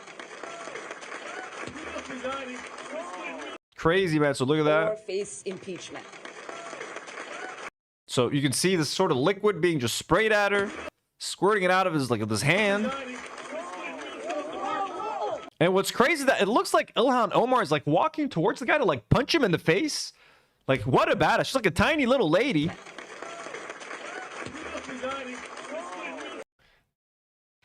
Look at that, dude. She's like walking straight to the dude. Look at that. Fist up. Look at it here. You see her here? She's like ready to fucking... Looks like attack the guy, but then the security guard just grabs him from the back. And like... I swear to God, dude, it looked like she was going there to fucking punch him in the face. And then you can hear her say, like, asshole. Like, dude, I think she's a fucking badass. And Brat, with a $5 dono, says the real ones are still here. Obviously, Brat, I know you're a real one. Always. Thank you so much for the dono. Very much appreciated. Also, I'm just teasing you guys, okay? You guys can leave if my connection stops working. I need to be a professional streamer. I need to make sure all my shit is working. You know what I mean? If I fail you as a streamer... You can go ahead and watch someone else, someone that's doing it better than I am. Of course, why wouldn't you?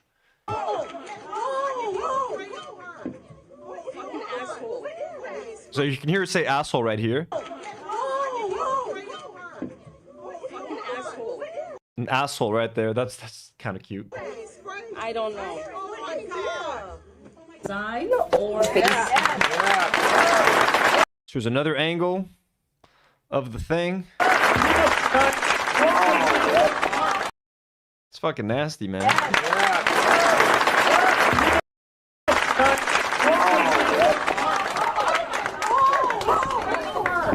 And we don't know what the fuck is in there, man. Like, what is this? I don't know. Like, it could be some kind of like acid. It could be some kind of like, I mean, poison. You never know. It could be a million fucking things, man. Like, that's very fucking dangerous. And again, huge security failure. I mean, she's just like exposed, but then again, it's just like a small town hall. Like, are politicians supposed to have town halls in front of behind a wall of security or something? I don't understand. Nour must resign. Secretary Nour must resign or face impeachment. There's another angle. What did he say? Did he say like the C word or something? Face impeachment.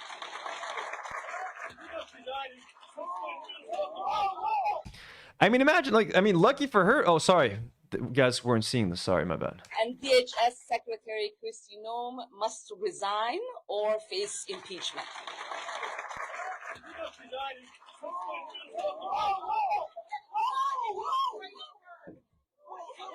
This could have been a knife. This could have been deadly, man. This could have been deadly, honestly. Like, huge failure of a huge security fail right there. So glad she's safe. Jim sends a $5 dono and says, I worry because some chemicals take a week or two to unalive a person. Yeah, who the fuck knows what's in there, man? It is terrifying. It's terrifying. There could be a million, deadly things in there. Some kind of, just whatever. I don't even know. Something that she could inhale that could have an effect by inhaling it. Doesn't even have to, make contact with your skin. I don't even know. Some kind of weird, powerful toxin. Terrifying shit, honestly. Very scary. Here's a closer look at the fucking sicko who did it. Disgusting, man. Fucking disgusting looking fucker. And round of applause for Congresswoman Omar's. Ew, man. Nasty. Politics says, yeah, I hope it's not. Ooh, so Marina tried the AI sandwich. Marina, what do you think? Marina says, AI sandwich gets a 7 out of 10 from me. It's good, but not amazing. Tastes a bit like Turkish shawarma without the red sauce. Nothing that special. I agree. I gave it a 7.5. Maybe mine, I got it from the junior branch. Maybe my branch did it a little better. It was fine. Yeah, Turkish shawarma is actually a good way to describe it. Kind of donery. Kind of donery. Anyways, nasty looking fucker. Staff who's here. So, hi everyone, I'm Hennep and round of applause. He looks like a used car salesman who's like half drunk. Like, for Congresswoman Omar's. It looks like a sleazy motherfucker.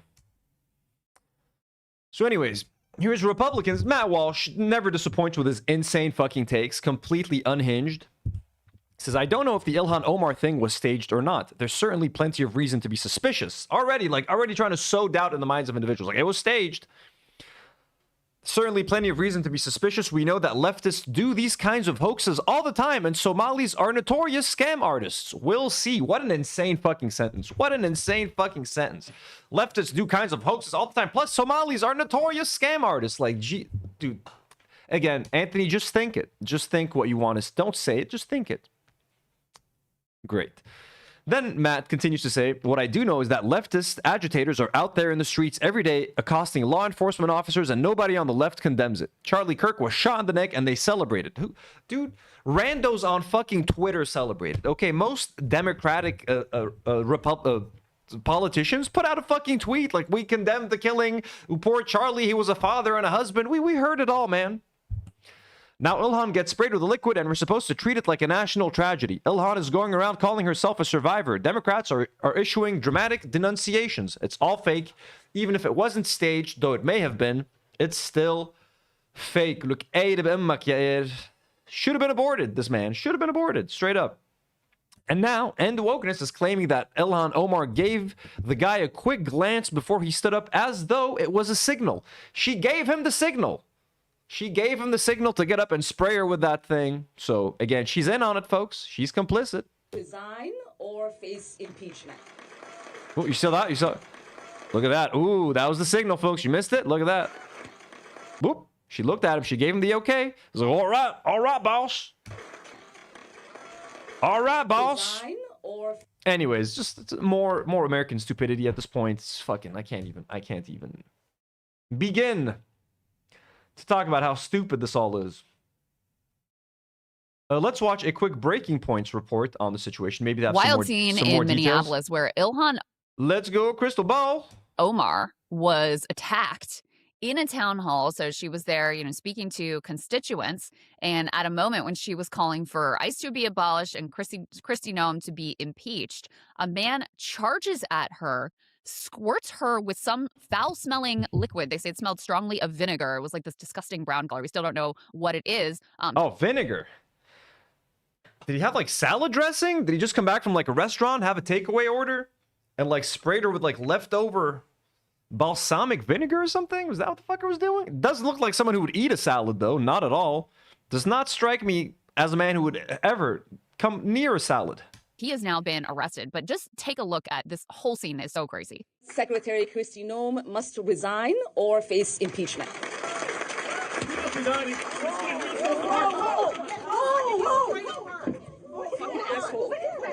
I don't know. Oh my God, he sprayed something on her. I need a napkin to know nothing.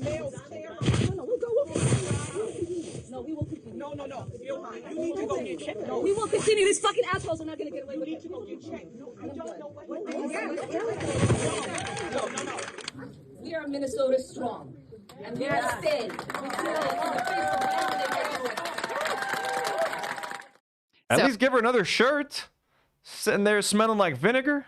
Oh, there's no. Yeah, well, we'll talk about her responses, which is wild, but we do have one more angle of this. Let's go ahead and take a look at this one as well. Impeachment.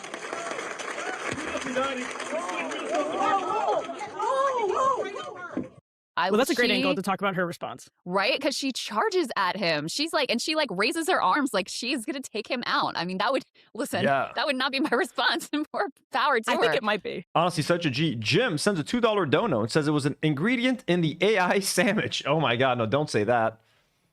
He sprayed her with that coriander tahini sauce. Deadly. To be fair, it was pretty mild. It was pretty mild. A mild sandwich. Brad with another very generous dono, a $10 dono. Holy shit. Says, I've actually interacted with Erika Kirk in the pageant world. Happy to give a character statement. Holy shit. Really? We have an Erika Kirk, a little segment in a second, like her leaked audio talking about like how much money Turning Point made or something. Insane. Please feel free, Brad. Let us know in the comments. Don't send any more super chats. Just let us know in the comments, or like as a reply to this, what's up with Erika Kirk. That'd be crazy. I think it might be your response. I guess you never know until you're in that situation. But the fact that you get sprayed with this liquid is so disturbing. And, that would really freak me out. By the way, this guy's been arrested. I can look at what his name is. People pulled his social media, appears to be a Trump supporter, follows, some like well-known MAGA influencer type personalities. But obviously very unnerving and disturbing situation.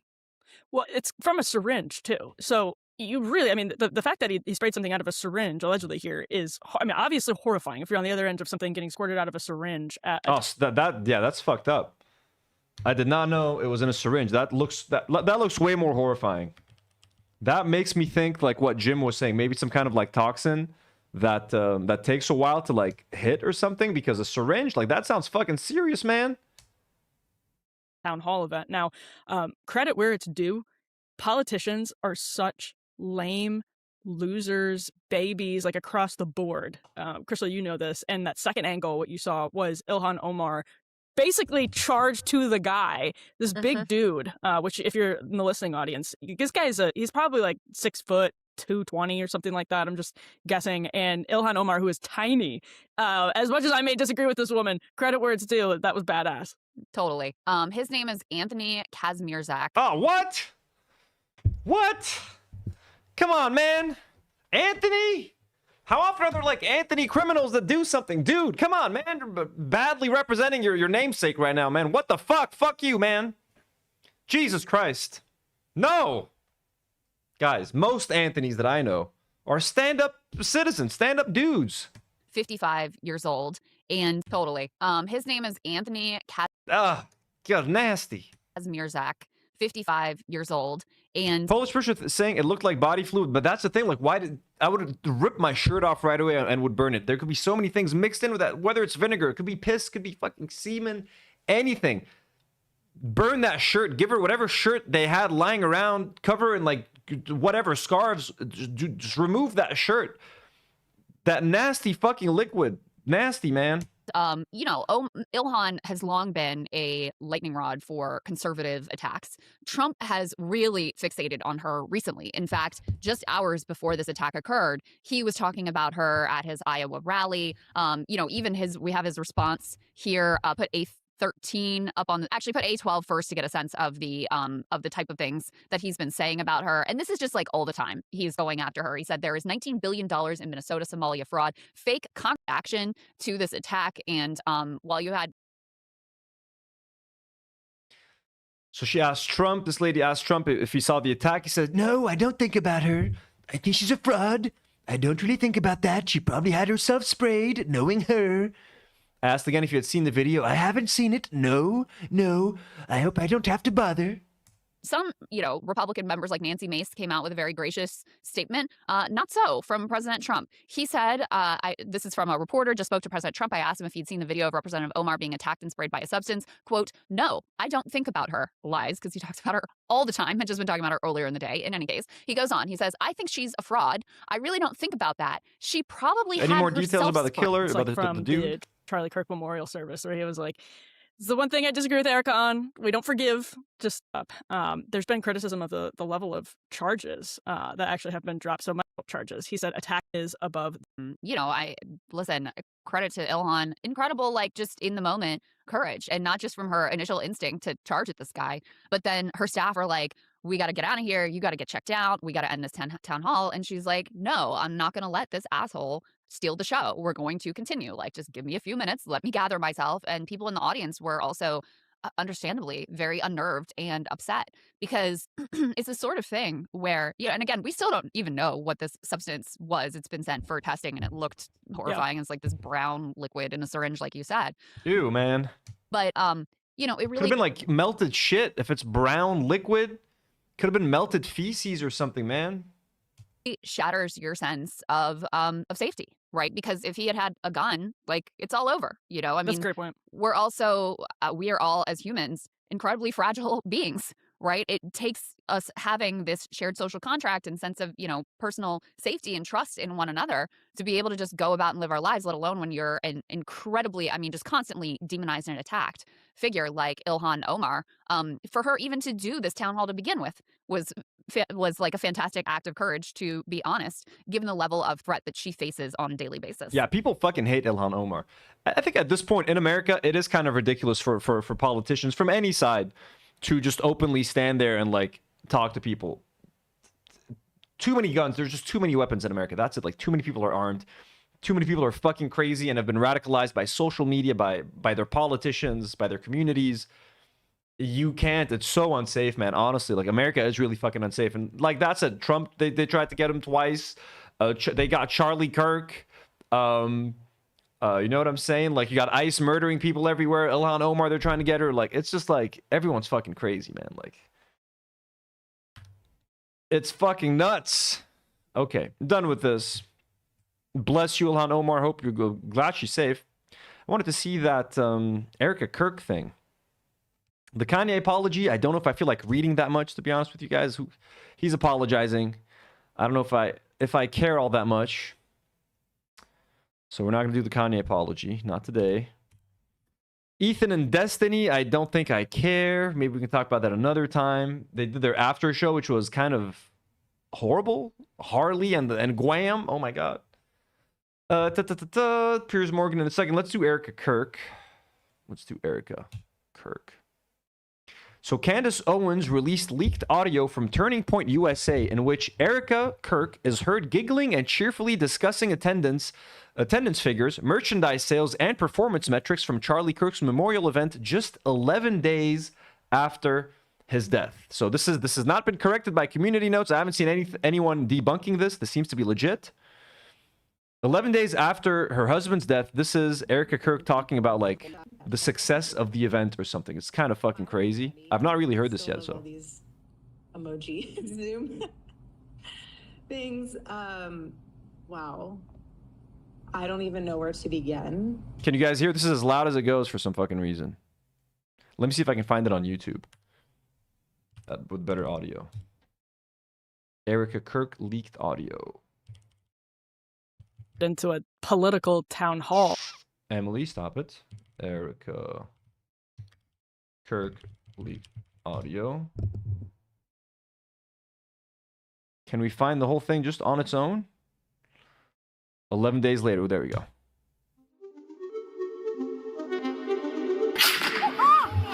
Building on the far north side.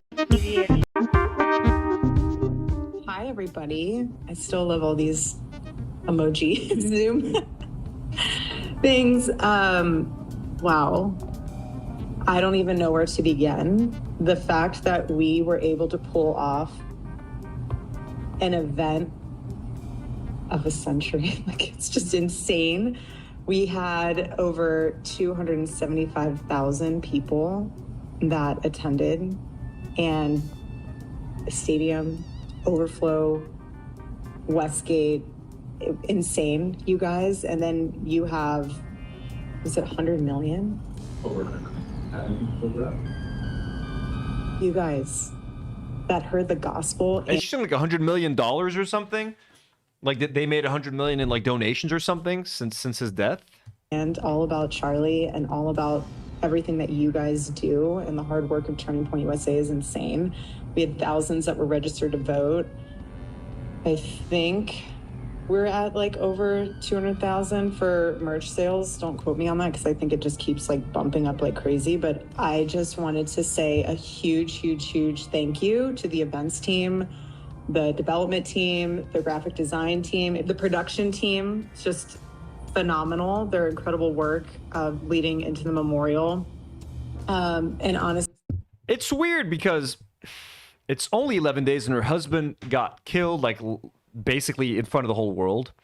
So, but she's also, I mean, I'm trying to give her like, I don't know why I don't like Erika Kirk at all.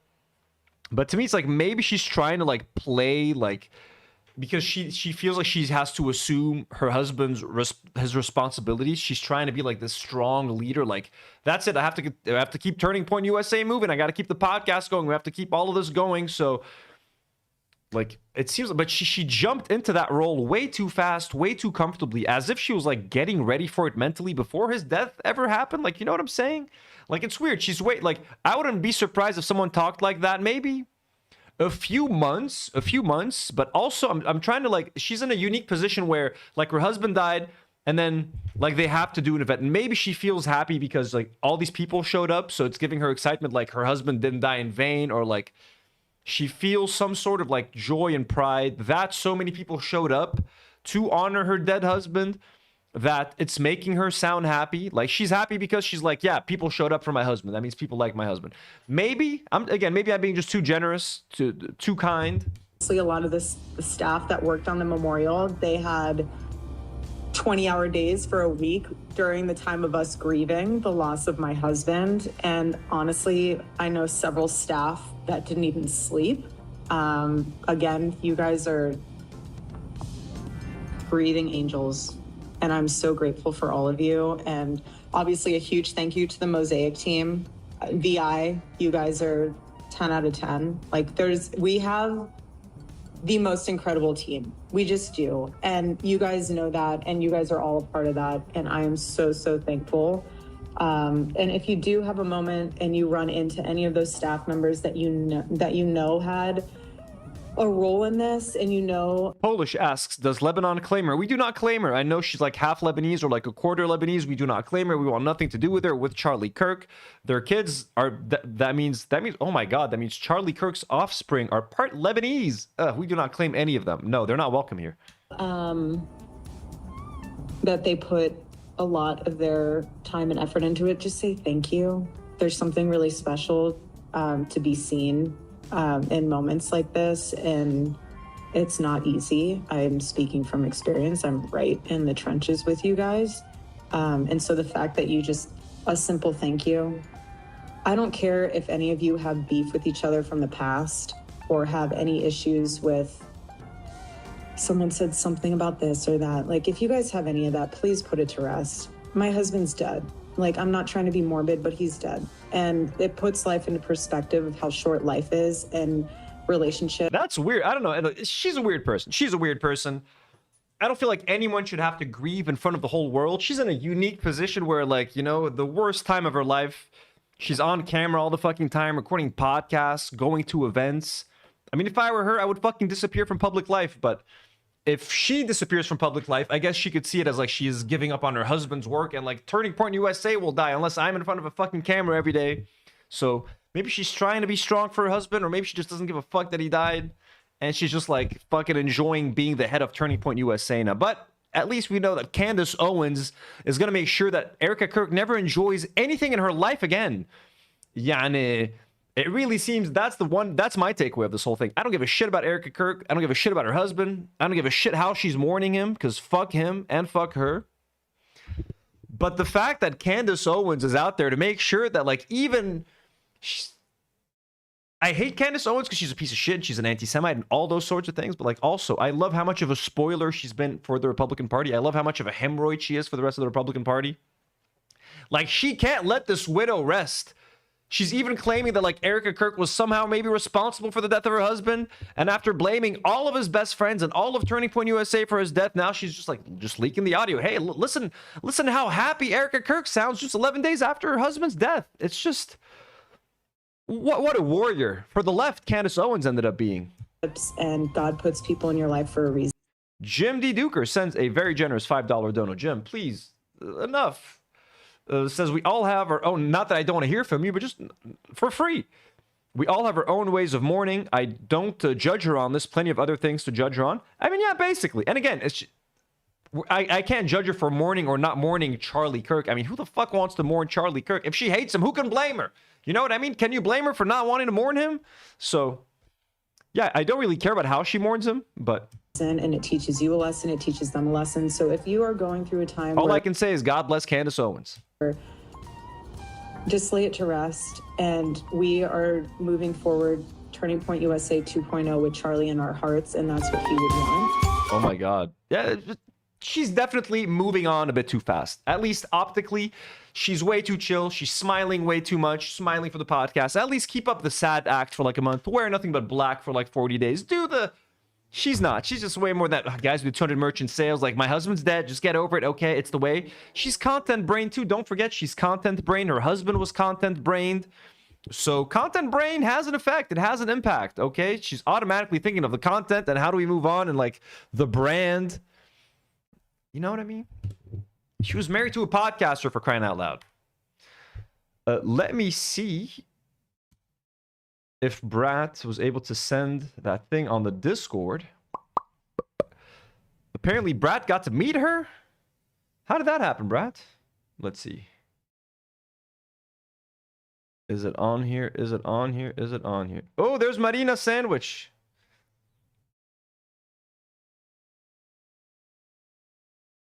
Aywa, Marina. Ooh, yeeting. You got... Oh, look at that. I built it using the pick on the box. That's pretty dope. So I'm looking at our Discord. One of our Discord members, Yeeting, has the Star Wars set right here. They have that set, that very set right there. That's fucking adorable. I built this using the pick on the box, not the instructions. I do not have Rivendell. It cost nearly the same as I spent on mine combined, ignoring the stuff left over when I was a kid. Oh, I can imagine. Yeah, no, Rivendell is way too expensive.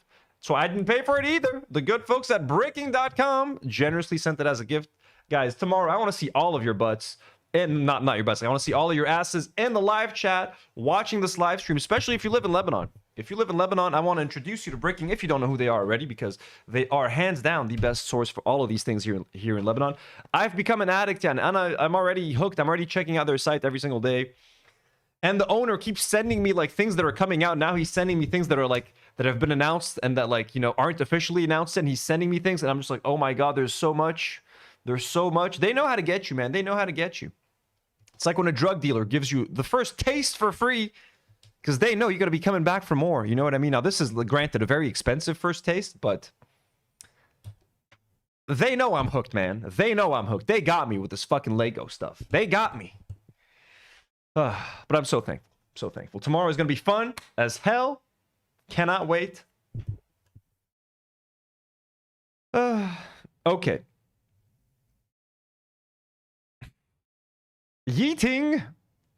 Oh, you guys are live. Yeeting, yes, you've been mentioned, Yeeting. I love that the Discord is like live tweeting the thing. Let me see if I how can I find that? Okay, let's move on to... I'm not going to read the Kanye apology. Sorry, guys. We're going to watch some Piers Morgan. Let's watch some Piers Morgan. Ethan Klein and Destiny, I don't care. Piers Morgan, let's go. Let's get enraged a little bit. Let's watch a little bit of this, and then we call it a night. Can't go on. Ice Chaos. Okay, let's watch. We're just going to watch Jank yell at some people, and then there's another. They did 2 episodes on this. Piers Morgan really milking this. If I were a Republican, I would be reminded of Dante's Inferno. Abandon all hope. You're going to get beat so bad in November, you have no idea. Isn't it Carville? This guy looks like a fucking goblin, man. They want a violent act, whether it's Renee Good, whether it's this individual. There is a desire. They don't want to get shot, though, do they? June says my badonkadonk will be there. All right, awesome. Marina's going to be there after she's done with work. Awesome. Fantastico. It's going to be so fun, guys. Demi's going to be with me. It's going to be so chill. We're literally going to be sitting there, building Legos, talking Lego, talking Lord of the Rings, talking nerdy stuff, talking collections, collecting. We're going to look at some Lego on their website. I might show you some of the sets that I want to get. I'm going to tease the second prize, the second giveaway for part 2 of the unboxing. God, it's so... It's so nice. Guy was not a domestic terrorist. He was a guy who treated veterans. It's not just left versus right. Let's all shoot each other. I'm pretty sure on this panel, I'm the only one who's actually killed people. You know, they'll say they sent some troops to Afghanistan or this or that. And they did. They stayed a little bit. I recently had a rather painful altercation with gravity and a small step, which led to a fracture of my femur and a brand new hip. So here I am with my new bionic hip. He's got a new hip? Already? Did you see where Tim Pool says he's not licking the boots? He's wearing the boots? I did not see that clip, no. My home, at least for the foreseeable future. But the news doesn't stop. Goddamn Tim Pool, man. Even for my frail torso. The protests in Minneapolis are becoming a demoralizing and deadly crisis for the Trump administration. 37-year-old intensive care nurse Alex Pretti was fatally shot by ICE officers on Saturday. State officials say he was a harmless protester. Federal officials say he was a domestic terrorist. They're two extreme versions of the same reality. Just as half the country sees ICE as good, honest law enforcement, was not brandishing his weapon. We're going to skip ahead. Let's see what Piers has to say first. It's been very interesting, the reaction to this second killing. In the first one, a lot of people moved to their partisan lines, and they held their partisan lines. Those lines were reinforced, doubled down, trebled down by President Trump and his administration and J.D. Vance and so on. This time, I'm seeing big cracks, particularly on the MAGA side, on the Trump administration side. They realize, I think, that we've all seen the video, right? You can tell us what you want us to believe, but we've all seen the video. Nobody can watch that video and not conclude that this guy was not brandishing his weapon. He wasn't trying to shoot the ICE officers. He was... Hagop, I did try it. Hagop, go to the beginning of the stream. It's when I tried the sandwich. The first like 25, 30 minutes is when we did the sandwich thing. It's not bad. It's not too bad. I gave it a 7.5 out of 10. Hagop, بدك تجي بكره. Hagop, بدك تحضر Lego stream بكره, because there's a chance to win this, Hagop, tomorrow. Okay? So tomorrow, tune in at 6 p.m. to watch the Lego stream. And every week after that, because there's a bunch of giveaways. Legally allowed to carry his firearm, which was apparently attached to his waist. He didn't use that firearm. And now we have the, to me, utterly extraordinary hypocrisy of people who spent the last 20 years telling me that absolutely an American has a Second Amendment right to take a gun legally to a protest or anywhere they see fit. But now, because it doesn't suit the narrative, suddenly this is a terrible thing to be doing. I don't remember that argument with Kyle Rittenhouse. So to me, as always... Yep. I mean, and again, if I remember something, I remember that Piers Morgan still worked at CNN when Sandy Hook happened. So like he was the guy leading the charge on CNN every night, having these like interviews and conversations with people, trying to change people's minds. Like I'll give Piers Morgan is a piece of shit. He doesn't deserve a lot of credit. He's not going to get a lot of credit from me. But when it came to the gun control issue, the poor fucking guy was out there on CNN like every night debating the most stubborn fucking Second Amendment enthusiasts and obsessive freaks. And I'll give the guy credit. He did really try to like break through some of them and reach them. He couldn't. Obviously, Americans are so fucking stubborn when it comes to their guns. But I do remember him still being, correct me if I'm wrong, but he used to be at CNN during Sandy Hook. And I watched a lot of his segments and stuff and phone calls. And he even did, I think, like a town hall type thing. Really trying to get people to change their minds. No one could do shit, man. You can't change anyone's mind in America about guns. These things, I don't take a side, but I do look at hypocrisy when I see it and call it out when I see it. And I'm seeing a bucket load of hypocrisy. Yeah, there are layers here. So when Trump first started on the issue of immigration, closed the border, and he takes out people who were undocumented criminals. At that point, he's very popular on immigration. So then he goes to do mass deportations. And a lot of the online media, including the independent podcasters, push back. And the country pushes back. It's not popular at all, right? Okay, so that's layer number one. So why are you making an issue that you were popular on now turning into an unpopular issue with you? The reason I bring that up is because I think there is a purpose. And the purpose is not immigration. The purpose is to divide us, to get ICE to go into the middle of these cities, of course, blue cities, and cause trouble. Why do they want to cause trouble? Because they don't want you to notice the great American robbery. We've been robbed by the donors for decade after decade after decade. So what do they need? They need a distraction, and they need us to hate each other. So you send in the shock troops from ICE. They go and do what they do. And as Scaramucci said about the Trump team, the fish rots from the head down. So it's not an accident that they're acting in a lawless way. That's why he put masks on them. That's why he took away their badges, so that they would break the law and they would do outrageous things like this. So in the case of Renee Good, the first shot has some debate, although I think... Look, Cenk is pretty good on this issue. usually. He's good on a lot of issues. Not a lot, but like this is like a slam dunk for him. I don't think Cenk is gonna say anything controversial that'll make leftists get angry with him like he does when he talks about a lot of other things. So let's see if he tries to give the Republicans any leeway. Like, let's grab a beer with Bovino. I mean, we can disagree on ICE, but I can still grab a beer with him. The fact that now we've seen he was about 10 feet away and she was going about 2 miles per hour. But fine, if you want to debate the first shot, just waste your life doing that, okay? But the last 2 shots, they murdered her. They shot her from the side, and the third shot killed her. Now you go to Alex Pretti, and they called him a domestic terrorist and an assassin who went there to murder law enforcement. Now, guys, look, number one, you can see that's clearly not the case. Again, I hope Alex's family sues the living fuck out of the American government for slander and slandering their son, man. Calling him a domestic terrorist, like, on the news. Like, you cannot fucking do that, man, without any investigation, anything. Like, dude, I'm sure they have a case. I'm sure they have a winning fucking case. And I want them to get all the fucking money from the federal government. I will give them all of my tax dollars. Take them. They're yours. Clearly telling them, who cares? Just shoot away. In the case of Alex Pretti, there's the first 5 shots, which, again, are totally unjustifiable because they already took his gun away. But the second 5 shots after the pause is nothing but murder and execution. But not only are they killing people in the streets in an effort to divide America and get us to hate each other, but on top of that, now you see, without a shadow of a doubt, for all the independents who voted for Trump, and even for the right wing who voted for Trump, you see that his team is a bunch of liars. That guy was not a domestic terrorist. He was a guy who treated veterans, and his last words were, trying to protect that poor woman over there, and that was his last effort. And to call him an assassin, there is no question that they are giant liars, and they're trying to get us to hate each other, and don't buy into it. And yes, finally, the last irony is, when we were using our First Amendment rights on the left, a lot of the right wing said, well, free speech, we didn't quite mean it. Now, and by the way, when I say that, I mean the extreme right. Most of Trump voters are abandoning him on this issue as well. And now they say, oh, well, now that it involves the Second Amendment rights, maybe we'll pay attention. Ironically, if he wasn't armed, I think he would get less right-wing support. And that is a deep irony, but I'll take it because right now it's become obvious to the whole country they're taking away our First Amendment rights, our Second Amendment rights, and they're trying to set up a police state. And a police state isn't going to care if you're left or right wing. Okay, Clay Travis, your response to that? Well, first of all, I mean, Piers, at least say, you know what, Cenk, I agree with you.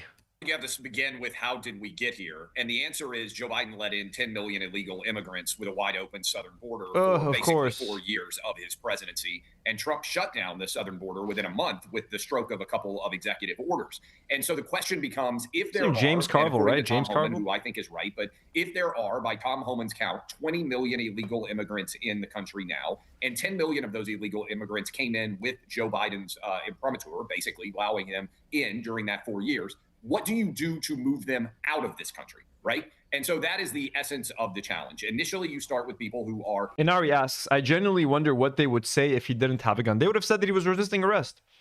That he was probably, like, when they were trying to, like, grab his hands to, like, handcuff him or something, that he was, like, doing something to resist arrest. They'll always find something. They're always going to find a reason to vilify the guy. Don't worry about them. They'll always find a way. Engaged in violent acts. And then from there, you aggressively move to try to get more of these people out. And then I think we can go into the specifics of analyzing the shooting and how it's going to play out going forward and compare it with Renee Good. Today's show is sponsored by Oxford Natural, makers of the Optimum Day and Optimum Night All Natural. On this shooting, Clay, I'm seeing a lot of people on the conservative right who are beginning to pivot away from where they may have initially been on this. The more angles you look at this, the more unequivocal it becomes. No one is honestly now suggesting this guy was brandishing a weapon, trying to attack or assault. There were 8 guys all over him. And then you see one of them reach down, take his legally owned firearm from his side, from his waist, take it away, and it's a second later that they kill him. I mean, that cannot be right. Look, I think we're going to figure out more details on this. It looks to me like maybe his weapon discharged, that is the weapon that they took from him, discharged, and then there was a panic and a thought that a gun shot had been fired and the reaction occurred. That's my analysis of it right now. I think there should be an investigation. Even if that did happen, you piece of shit, even if that did happen, they took the gun, they accidentally discharged it, they fucked up, they killed the guy, they need to go to fucking jail, my man. It doesn't fucking matter if there was an accidental discharge. Who caused the discharge? Who caused the discharge? Why did they even take the gun from him? Why were they even on top of him, beating him up? Why was he on the floor on all fours to begin with? Why? There is not going to be an investigation, and whatever investigation happens is going to prove them innocent, because who the fuck is doing the investigating?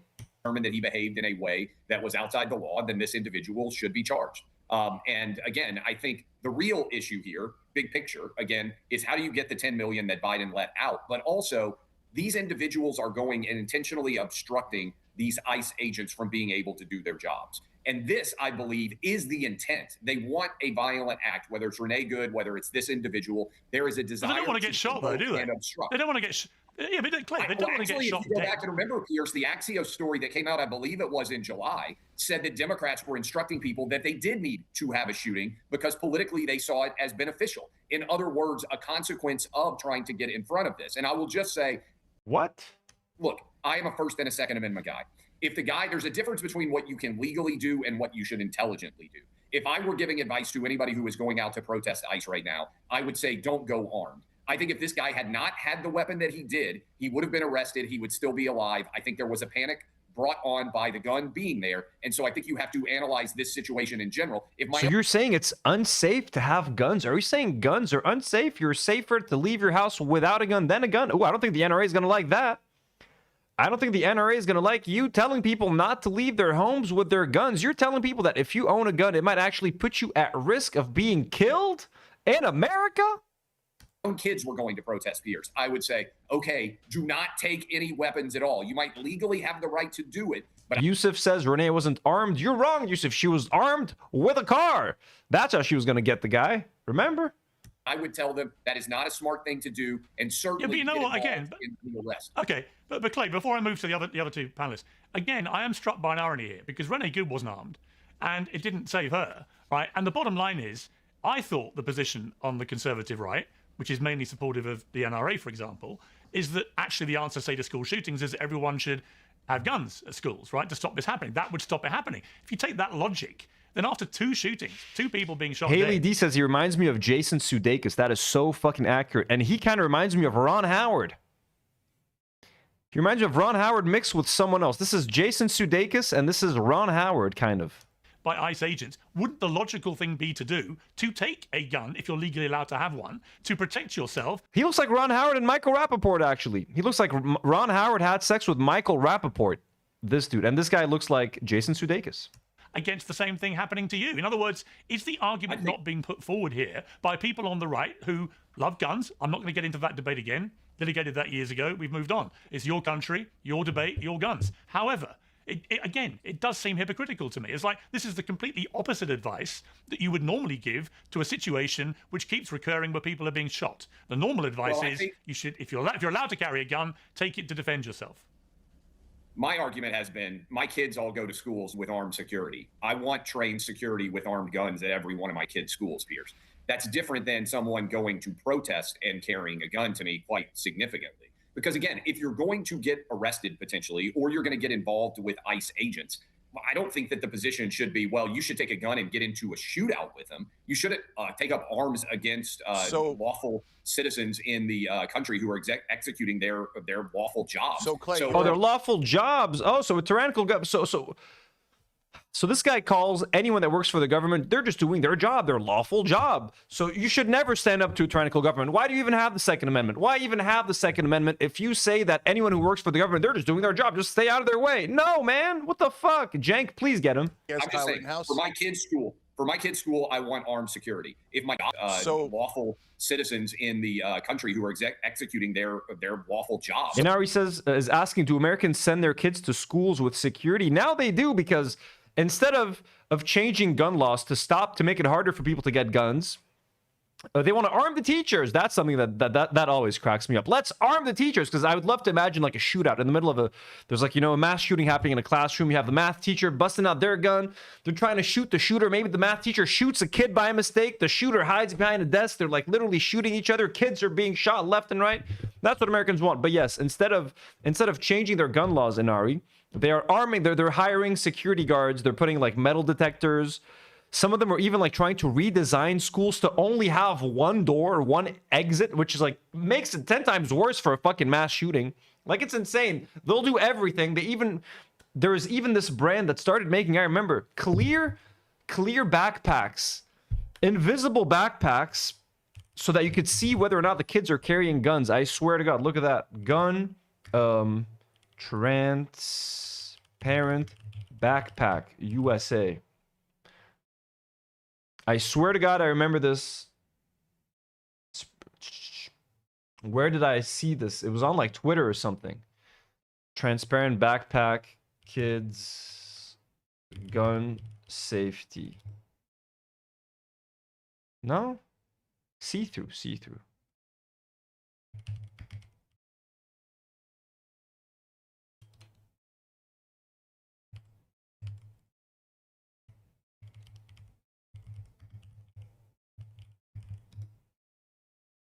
Am I crazy? Backpack pistol?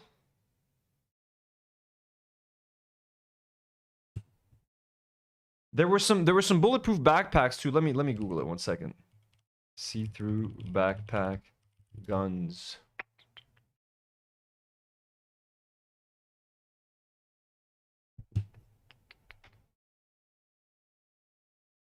Nope, I can't find it here.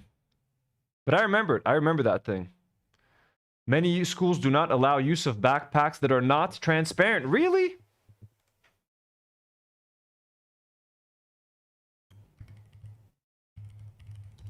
That's crazy to me. Oh, look, this is an AI overview. Sorry, guys, but it says clear, transparent backpacks, often made from PVC or vinyl, are increasingly required by schools as a security measure to prevent the concealed carry of weapons and other contraband. While intended to enhance safety, their effectiveness is debated, with some experts noting they do not guarantee safety and can still allow items to be hidden in clothing or books. Here's an example of one of these backpacks. So, like, you have to take this to school so that you don't take guns, bro. Americans, just change your fucking gun laws, you fucking psychos. Anyways. So, Clay, you're against Kyle Rittenhouse? For my kids' school, I want armed security. If my kids were going to protest on any issue under the sun and they were going there, I would tell them I would not advise them to take a gun. There's a difference between what you're legally allowed to do and what I would advise as a parent. So you were against Kyle Rittenhouse. Okay, I got it. I would not. Yeah, well, I said at the time. I didn't Yeah, think it was smart for Kyle Rittenhouse to take a gun to the middle of that crazy riot. I would have advised against my kids doing it. Once he was there, I think the jury reached the right verdict in that case. Okay, let me bring in James Carville. James, it seems to me this is heading to a very dark place in America. You've got these ICE agents who, for their own self-protection, because they're getting doxxed. Billy says cell phones are also now being locked up, so kids can't even call for help. Really? What the fuck? Getting identified, they're getting targeted and so on. They're wearing masks, they're out there. A lot of them apparently do not have proper crowd control training. They're getting into regular skirmishes now with protesters, which are turning deadly. And I think the American people are increasingly appalled by this, which is why you're seeing Donald Trump reining back in this particular incident in a way we haven't seen him before. But this is getting tinderbox stuff, isn't it? Well, first of all, a fabulous Republican economist, I think his name was Herb Stein, said that which can't continue won't. This is not going to continue. By the way, if I were a Republican, I would be reminded of the sign on the entrance of Dante's Inferno: abandon all hope. You're going to get beat so bad in November, you have no idea. The Democrats are going to pick up 6 or 7 Senate seats. And the idea that somebody exercising poor judgment, which I'm sure I do 10 times a day, is the excuse of someone to shoot me is utterly ludicrous. So people make mistakes all the time. They park in no parking zones, they exceed speed limits, they might drink too much. None of this suggests that you ought to be out shooting people. And honestly, what you have there is a bunch of undertrained, not particularly qualified people with badges and guns. And this is going to be the result of it. The American people don't like it overwhelmingly. Stand by, sit still, and get the crap beat out of you, because that's what's going to happen. Rob O'Neill, it seems to me, we've discussed this a lot on the show with various panels. It seems to me most Americans fundamentally agree with what Donald Trump has done on the southern border. They realized it was particularly porous under Joe Biden, that millions came in illegally into the United States. That was unsustainable. And they think it's great that the border's been effectively closed. I also think there's no argument with most Americans about identifying and deporting people who are in the country illegally who then commit other crimes. The flashpoint is on these ICE agents going into cities, and going after people who perhaps came in, with their parents, or perhaps came in 10 years ago and built families in America, who are law-abiding, committed no other crimes, who pay their taxes, who contribute to society, who are the bedrock in many ways of the ideology of the United States of America. And that is where this administration, it seems to me, is overreaching and getting into serious trouble. Then you add this series of incidents now involving people being shot dead as they protest against that, and you've got this unholy mess we're in. What do you make of it? Well, there's a lot to unpack, and it would help both sides if they were honest with each other and not just trying to get political points proven. As a registered independent, I'm absolutely appalled that law enforcement is killing Americans on American soil anytime. And as someone who's been in close armed combat with everyone from Chechens to Afghans to Iraqis to Syrians to our friends in Somalia, no gunfight is the same. The fuck? Fuck you, man. How many Arabs has this fucker killed? Iraqis, Syrians, killing Americans on American soil anytime. And as someone who's been in close armed combat with everyone from Chechens to Afghans to Iraqis to Syrians to our friends in Somalia, no. Fuck you, man. No gunfight is the same. And when I walk down the streets of New York, I see people crossing the street without the right-of-way. Some of them get hit and killed. Doesn't mean it didn't happen. You should be armed wherever you go. And it doesn't matter how many full magazines you have. When you introduce yourself into an ongoing arrest and you're armed, you're just escalating the force. Does the person who got killed by a bus because they weren't looking deserve it? No. Does this guy deserve it? No. You shouldn't. It shouldn't have to happen. But we're not being honest. It's like the left is now saying, yeah, they're just coming in and separating children from their families. There should be a way, and I think law-abiding citizens should have a different route. But there are criminals they're going after, and the left won't even admit it. Does anyone get upset? I want to see Jank yelling. That, and now the fact that he was armed and was exercising his Second Amendment rights just by having a gun, and he seemed to have been killed because he had a gun and was exercising his Second Amendment rights, I think has driven a lot of the right wing to realize, hey, you know what, maybe we're not supposed to be boring. Let's see the other episode. I need people. If we're gonna watch Piers Morgan, there's got to be some yelling, you know what I mean, some insulting. To get in their faces, Piers, and disrupt a legal federal duty. I don't do that. You know why, Piers? I'm not dumb. You don't do that. What we're seeing is protesters being demonized, people being criminalized. Let's listen to that guy and then let's call it a night. Like all of these things, none of this is easy. It's complex. It's not that complex. Make sure to like the stream, folks. Make sure to like the stream. And don't forget, join us tomorrow to watch this beautiful Rivendell Lego set being built courtesy of bricking.com, Lebanon's greatest source for Lego bricks, mega blocks, whatever kind of block you want, whatever kind of brick you like. Bricking.com, bricking.what? A lot of Americans believe that what Trump's done on the border is good, closing it down after the very porous border that we saw under Biden, with millions coming in illegally. That doesn't suit anyone's interests.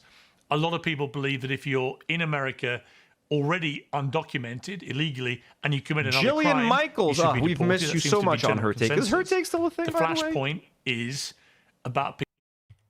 Let me just see if are they still making Her Take? Is it still being produced?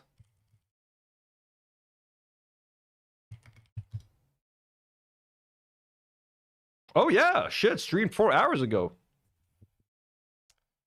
Look at that, they're still making Her Take. Let's see. 5 days ago. Woke Sports. Oh, is this lady permanently on there now?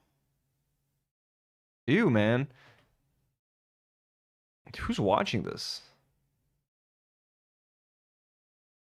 No one's watching this. Oh my god.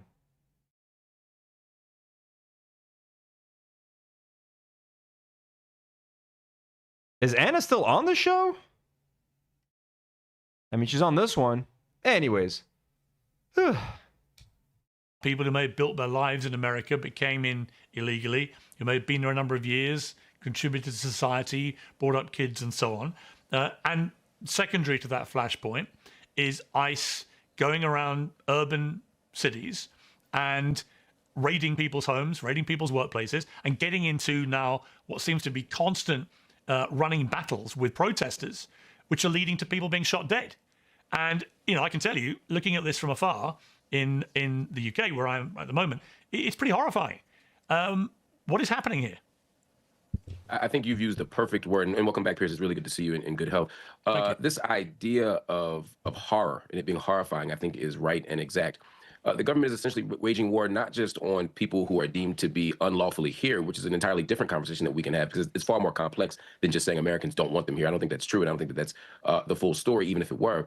But you're seeing citizens being waged war upon. We're watching protesters being deemed enemy of the states. We're watching unlawful raids at homes and in workplaces. We are seeing an assault on the Constitution. And one of the things that will be seen in court very soon is whether this has been such a judicial or such an overreach that it constitutes a violation of the 10th Amendment right of Minnesota's right to state sovereignty. We'll find that out. But regardless, this is not the solution. This is not the way to solve whatever problem we imagine, because what we're seeing is protesters being demonized, people being criminalized, and innocent people being executed in the streets. This is a horror.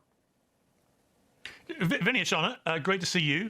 I've never seen you looking so smart, which may suggest you're viewing this with a new gravity. So, first of all, what's the tie all about? I've never seen one sensitive with a tie. I just felt, Piers, I had to step up my game. You're always professional, so I want to be professional. And I want to say, A, thank you, Piers, for always having me on. And number two, that you're healthy and you're a strong man. You'll be back. Piers, I want to say one thing to you. Do you know what I don't? By the way, everything that Mark said is factually false. Unlawful this, unlawful that, Constitution this. Give me a second, Piers. Do you know what I do, Piers? I carry a 9mm Hellcat Springfield gun. It's on me right now. Okay, I protect myself. I protect people that are around me. I was in the military. I was in the air. I'm sure the people around you feel very safe that you're carrying that pistol right now in a TV studio. You're out there filming an interview. You don't need to be armed right now, man. I guess Americans and their guns. This guy's not even. Where's this guy from? Oh my God. Air Force shooting team. I'm that guy, Piers. You want to know what I don't do? I don't take this gun and go to federal agents ICE events, which he was on signal, this guy Alex, purposeful on signal. It's all coordinated to get in their faces, Piers, and disrupt illegal federal duty. I don't do that. You know why, Piers? I'm not dumb. You don't do that. Oh no, he was on signal. They have signal groups to identify ICE and help coordinate. To let people know that ICE is in the area to help their neighbors and help protect their communities? Oh no, shoot him in the face. Piers, the gun that he had, little fun fact, is a Sig Sauer P3 220. All right, that gun, there's a bunch of lawsuits for Sig Sauer. That gun goes off just unintentionally. The firing pin goes off. Right, but the thing about, Vinny, on that point, Vinny, I've seen that report about that gun. We don't know that it discharged itself. There's no evidence that it did at the moment. What we do know from that video. But Piers. Well, hang on, Benny, hang on. Piers, but hang on. Here's my point. My point before you finish. My point about this is the guy. You know, I've had the complete opposite argument about these situations going back 20 years in America, which is that I agree with you. I don't think people should be armed to the teeth all the time going to do any things like this, right? And yet this is the very argument used back at me, which is that actually, yes, he had a perfect legal right to carry that weapon and to carry his ammunition. At no stage in any of the videos have I seen him, has he been brandishing that weapon or trying to shoot anybody or pulling that weapon or anything like that. In fact, the opposite. What we see is a pack of 8 ICE officers descend on him, and one of them very clearly reached down and... He should have stayed home, Piers. He should have stayed home. Shouldn't have left the house.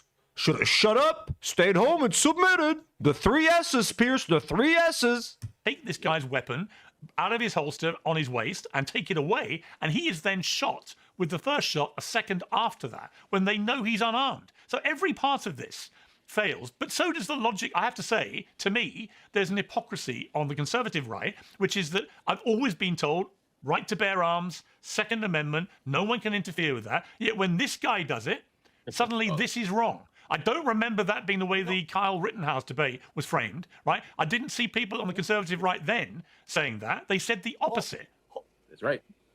Piers, I'm not... Hold on. You're talking about a military veteran pro-Second Amendment. I'm not saying any of that. But if you're going to go there and disrupt and get into effect... Because, Piers, all of you are watching this slowed down, nice video. It's happening in seconds in real time. And my point about the gun is, Piers, my opinion, when they disarmed him, he doesn't know the gun is gone. It goes off. He's still reaching for the magazines, which he thinks are a gun. But let me... Piers, here's the point. They're trying to say that he was reaching for the magazines. Like...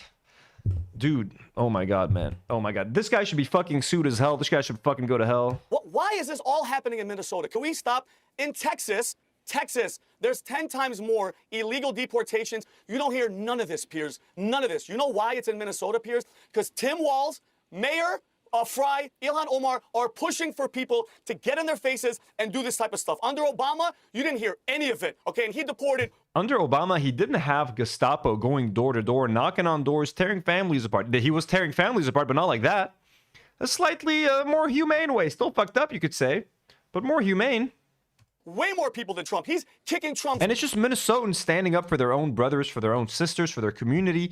You don't need Tim. You think they're fucking doing this because fucking Tim Walz told them to do it? Or Casey Fry or Ilhan Omar? They're doing it because it's the right thing to do. They don't want to see their neighbors getting fucking taken out of their homes and taken to jail and thrown into some country. They don't even know where the fuck they're going or how they're going to get out. But in deportation. But I want to know something too, Piers. It's funny how all these leftists, all these Democrats, like last week when there was that 5-year-old kid, oh my God, he was detained. No, his illegal father ran away and abandoned him, all right? Nobody here even knows that freaking kid's name. The mother didn't want to take him. I'm just curious, everybody on the panel, who's here. Does anybody know who this is? Mark? Lewis, anybody? This is Ivory Smith, 7 years old. She was in her mother's car, and a freaking drunk driver, illegal, hit her and killed her, okay? You know who this is? You guys want to talk about Alex being a nurse? This is Laken Riley. She was jogging in school, and guess what happened? A guy raped her, tried to rape her. She fought back for 11 minutes, and then he crushed her head. Why wasn't she on the news? Why didn't you hear about her? And lastly, you know who this is? Put them all on the Jocelyn news. Nunger. Oh my God. Okay, now he's making it seem like only illegal immigrants do crime. Only illegal immigrants do crime. Look at these young women that were all brutalized by Mexicans and Muslims. You want to talk about white rapists, bro, Vinny? I'm curious. Well, I think they were. She was strangled. Wait. But Vinny, they were on the news. They were on the news. She was strangled. They were on the news. Okay, and her throat was slit, and she was raped by 2 illegals. All you guys care about is headlines, Piers. You know why? Because Democrats are hemorrhaging votes. At the end of the day, this is all votes. Why else do you want illegals? You're fighting so bad to have them in here to count on the census so that Democrats can keep power, Piers. Plain and simple. You know the irony, Vinny, that you guys care. Vinny. I want to hear what Jillian has to say. The irony is the polls at the moment suggest what's hemorrhaging votes is the activities of ICE, and in particular, where it's leading to these deadly encounters. That is hemorrhaging support for the Trump administration, and we're only a few months away now from the midterms. He's the most popular. I think Piers. Well, he's the most popular. You don't think it is? What do you mean? The poll came out last week. $1,000, which will be paid over the course of 7 years. Shut up, Vinny. And executing Alex Peretti. Like, all of these things are true at the same time. So the bigger question I have is, instead of Oh, she hasn't. and I have is she going to do the many things can be true at the same time? He shouldn't have been there. He shouldn't have had a gun. agreed with pretty much all of you for the majority of what you're saying. Increasingly damaging to the Trump administration. We'll finish off with Jillian Michaels, then we'll call it a day. I have actually heard each and every one of you speak, and I have agreed with pretty much all of you for the majority of what you're saying. With Obama. God, I hate her so much. I'm so glad she's off that fucking show. You fucking Zionist piece of shit. He did expand expedited removal, which is something put into place by Clinton with a Republican Congress to deny a lot of people due process. It was passed in '96. He also had no sanctuary cities. He was getting cooperation from the cities. Those were his cages. They did deport kids. And the only reason I bring this up is because we're so busy pointing fingers at each other. Okay, this woman bit an ICE agent's finger off, and they're throwing cinder blocks at ICE, and they think ICE is the Gestapo, and they're impeding, and they are. And then at the same time, you've got ICE bear spraying people. They're impeding, and they are. They are. And then at the same time, throwing cinder blocks at ICE, and they think ICE is the Gestapo, and they're impeding, and they are. And then at the same time, you've got ICE. So she doesn't think ICE is Gestapo. Okay, stupid fucking idiot. Bear spraying people and executing Alex Peretti. Like, all of these things are true at the same time. So the bigger question I have is, instead of trying to figure out who's more wrong, who's more evil here, how do we do what you just said and pass immigration reform? There is actually a bill right now that is bipartisan. It's called the Dignity Bill, and it gives the Republicans what they want, which is strong border enforcement. Sashi says she's a washed-up weight loss coach. Like, what is happening? I have no idea when Jillian Michaels became like a political commentator. I don't know why they put her on her take. I don't know why she's filling out that role recently. So if you want to employ, okay, so just hear me out, guys.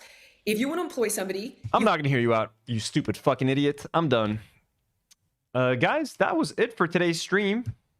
Hope you guys enjoyed it. Hope you guys enjoyed the AI sandwich. I'm not sure if I might remove the stream and re-upload the AI sandwich segment later as a clip tomorrow. But it'll stay up for a few more hours, this live stream. Let me just remind you. Let me bring it here, make this more personal.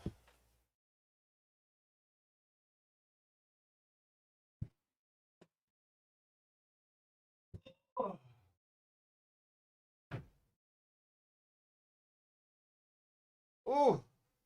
Join me tomorrow, folks, as we unbox and begin assembling the Lord of the Rings Rivendell.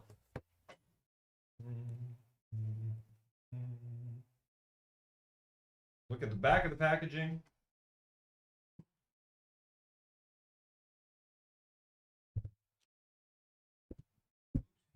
It's so big.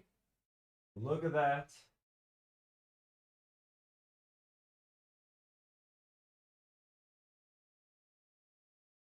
Ooh.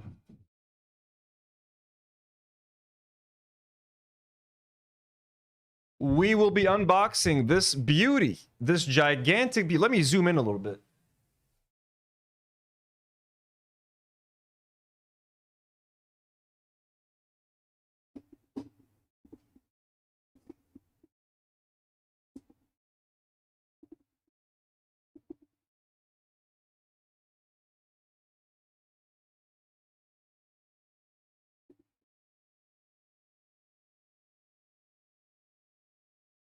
We will be building this whole fucking thing tomorrow. Well, not the whole thing. Part 1, myself, my girlfriend Demi, we're going to be starting this at 6 p.m. Lebanon time. Tune in. And if you're watching in Lebanon, you're going to have a chance to win a beautiful giveaway. You know what? I'm going to tease the second giveaway for the second week, just for fun. For those of you watching at the very end right now,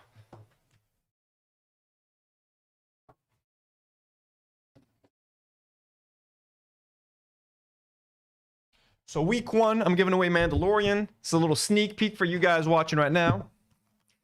So tomorrow you can win this. And next week, while we work on part 2 of Rivendell, you'll be able to win this. We got Spider-Man and Ghost Rider. Look at that. We got a Ghost Rider bike that you get to build. Look, Ghost Rider with his fire flame hair and his flame hands. How fucking dope is that? Look at that bike. You get to build this. I only picked, like, look, I picked these giveaways myself. I picked stuff that I myself would be happy to buy and happy to receive as a gift. So these are all Anthony approved. I didn't get like some lame ass Lego sets just to give away. I got shit that I would buy myself. Primo shit. Look at this. Look at this. 1 second. We got a video. Ooh, the people are breaking. Just send me a video. Oh my god, what is that? He just sent me a... Oh my god, he just sent me a video. He's already made a reel? What the fuck? They're making a reel using my voice, Mustafa. You crazy bastard. So tomorrow, tune in for this. Tomorrow, next week, tune in for this. And there's a very cool Harry Potter set for week 3 and a very, very badass present for week 4. And the real present is getting to watch me building the set, spending time together. So tomorrow's live stream is going to be like 4 to 5 hours. It's going to start at 6. It'll end at like 10 or 11 p.m. Polish Pusher says, another reason to leave the USA, Lego giveaways. You see, exactly. So we'll be here tomorrow. Chris, Marina, and then Shufkun, good luck winning these sets. There's going to be a few, you guys are already meeting the requirements. There's just some things that people have to follow online, subscribe to. Yalla, guys, I'm super excited for tomorrow. I'm going to be working on the setup tomorrow, fixing the cameras, fixing everything. Mustafa, if you're watching, Shuf heyde kermelak. Boom, look at that. We got the breaking sign already, folks. We got the breaking logo here already. We're going to leave it here for the rest of the day. We're going to leave it here for the rest of the day. You got breaking here, breaking there, folks. See you tomorrow. Thank you so much for being here. Everybody who donated tonight, everybody who gifted memberships, thank you so much for your generosity, for your love, for being here. We'll see you tomorrow on the most important live stream we've had here in a long time. Dreadful, thank you so much for being here. Polish, thank you for being here. Haley, Sashi, Chris, Marina, Inari, EasyZB, Zeph, Frank, Honk Big, Brinkst, everybody, McG, Elsie, Politics, Wissam Kamal, أهلين يا Wissam Kamal. You retracted your message, Wissam? ليش كا Wissam? Wissam put in a message and then retracted it. بنحبك يا Wissam. Everybody, I'll see you tomorrow. Oh, you've been looking at the Lego set the whole time. We'll see you tomorrow, folks. And next week, and maybe Friday as well. Anyways, have a good night, everybody. I love you. And as always, to know.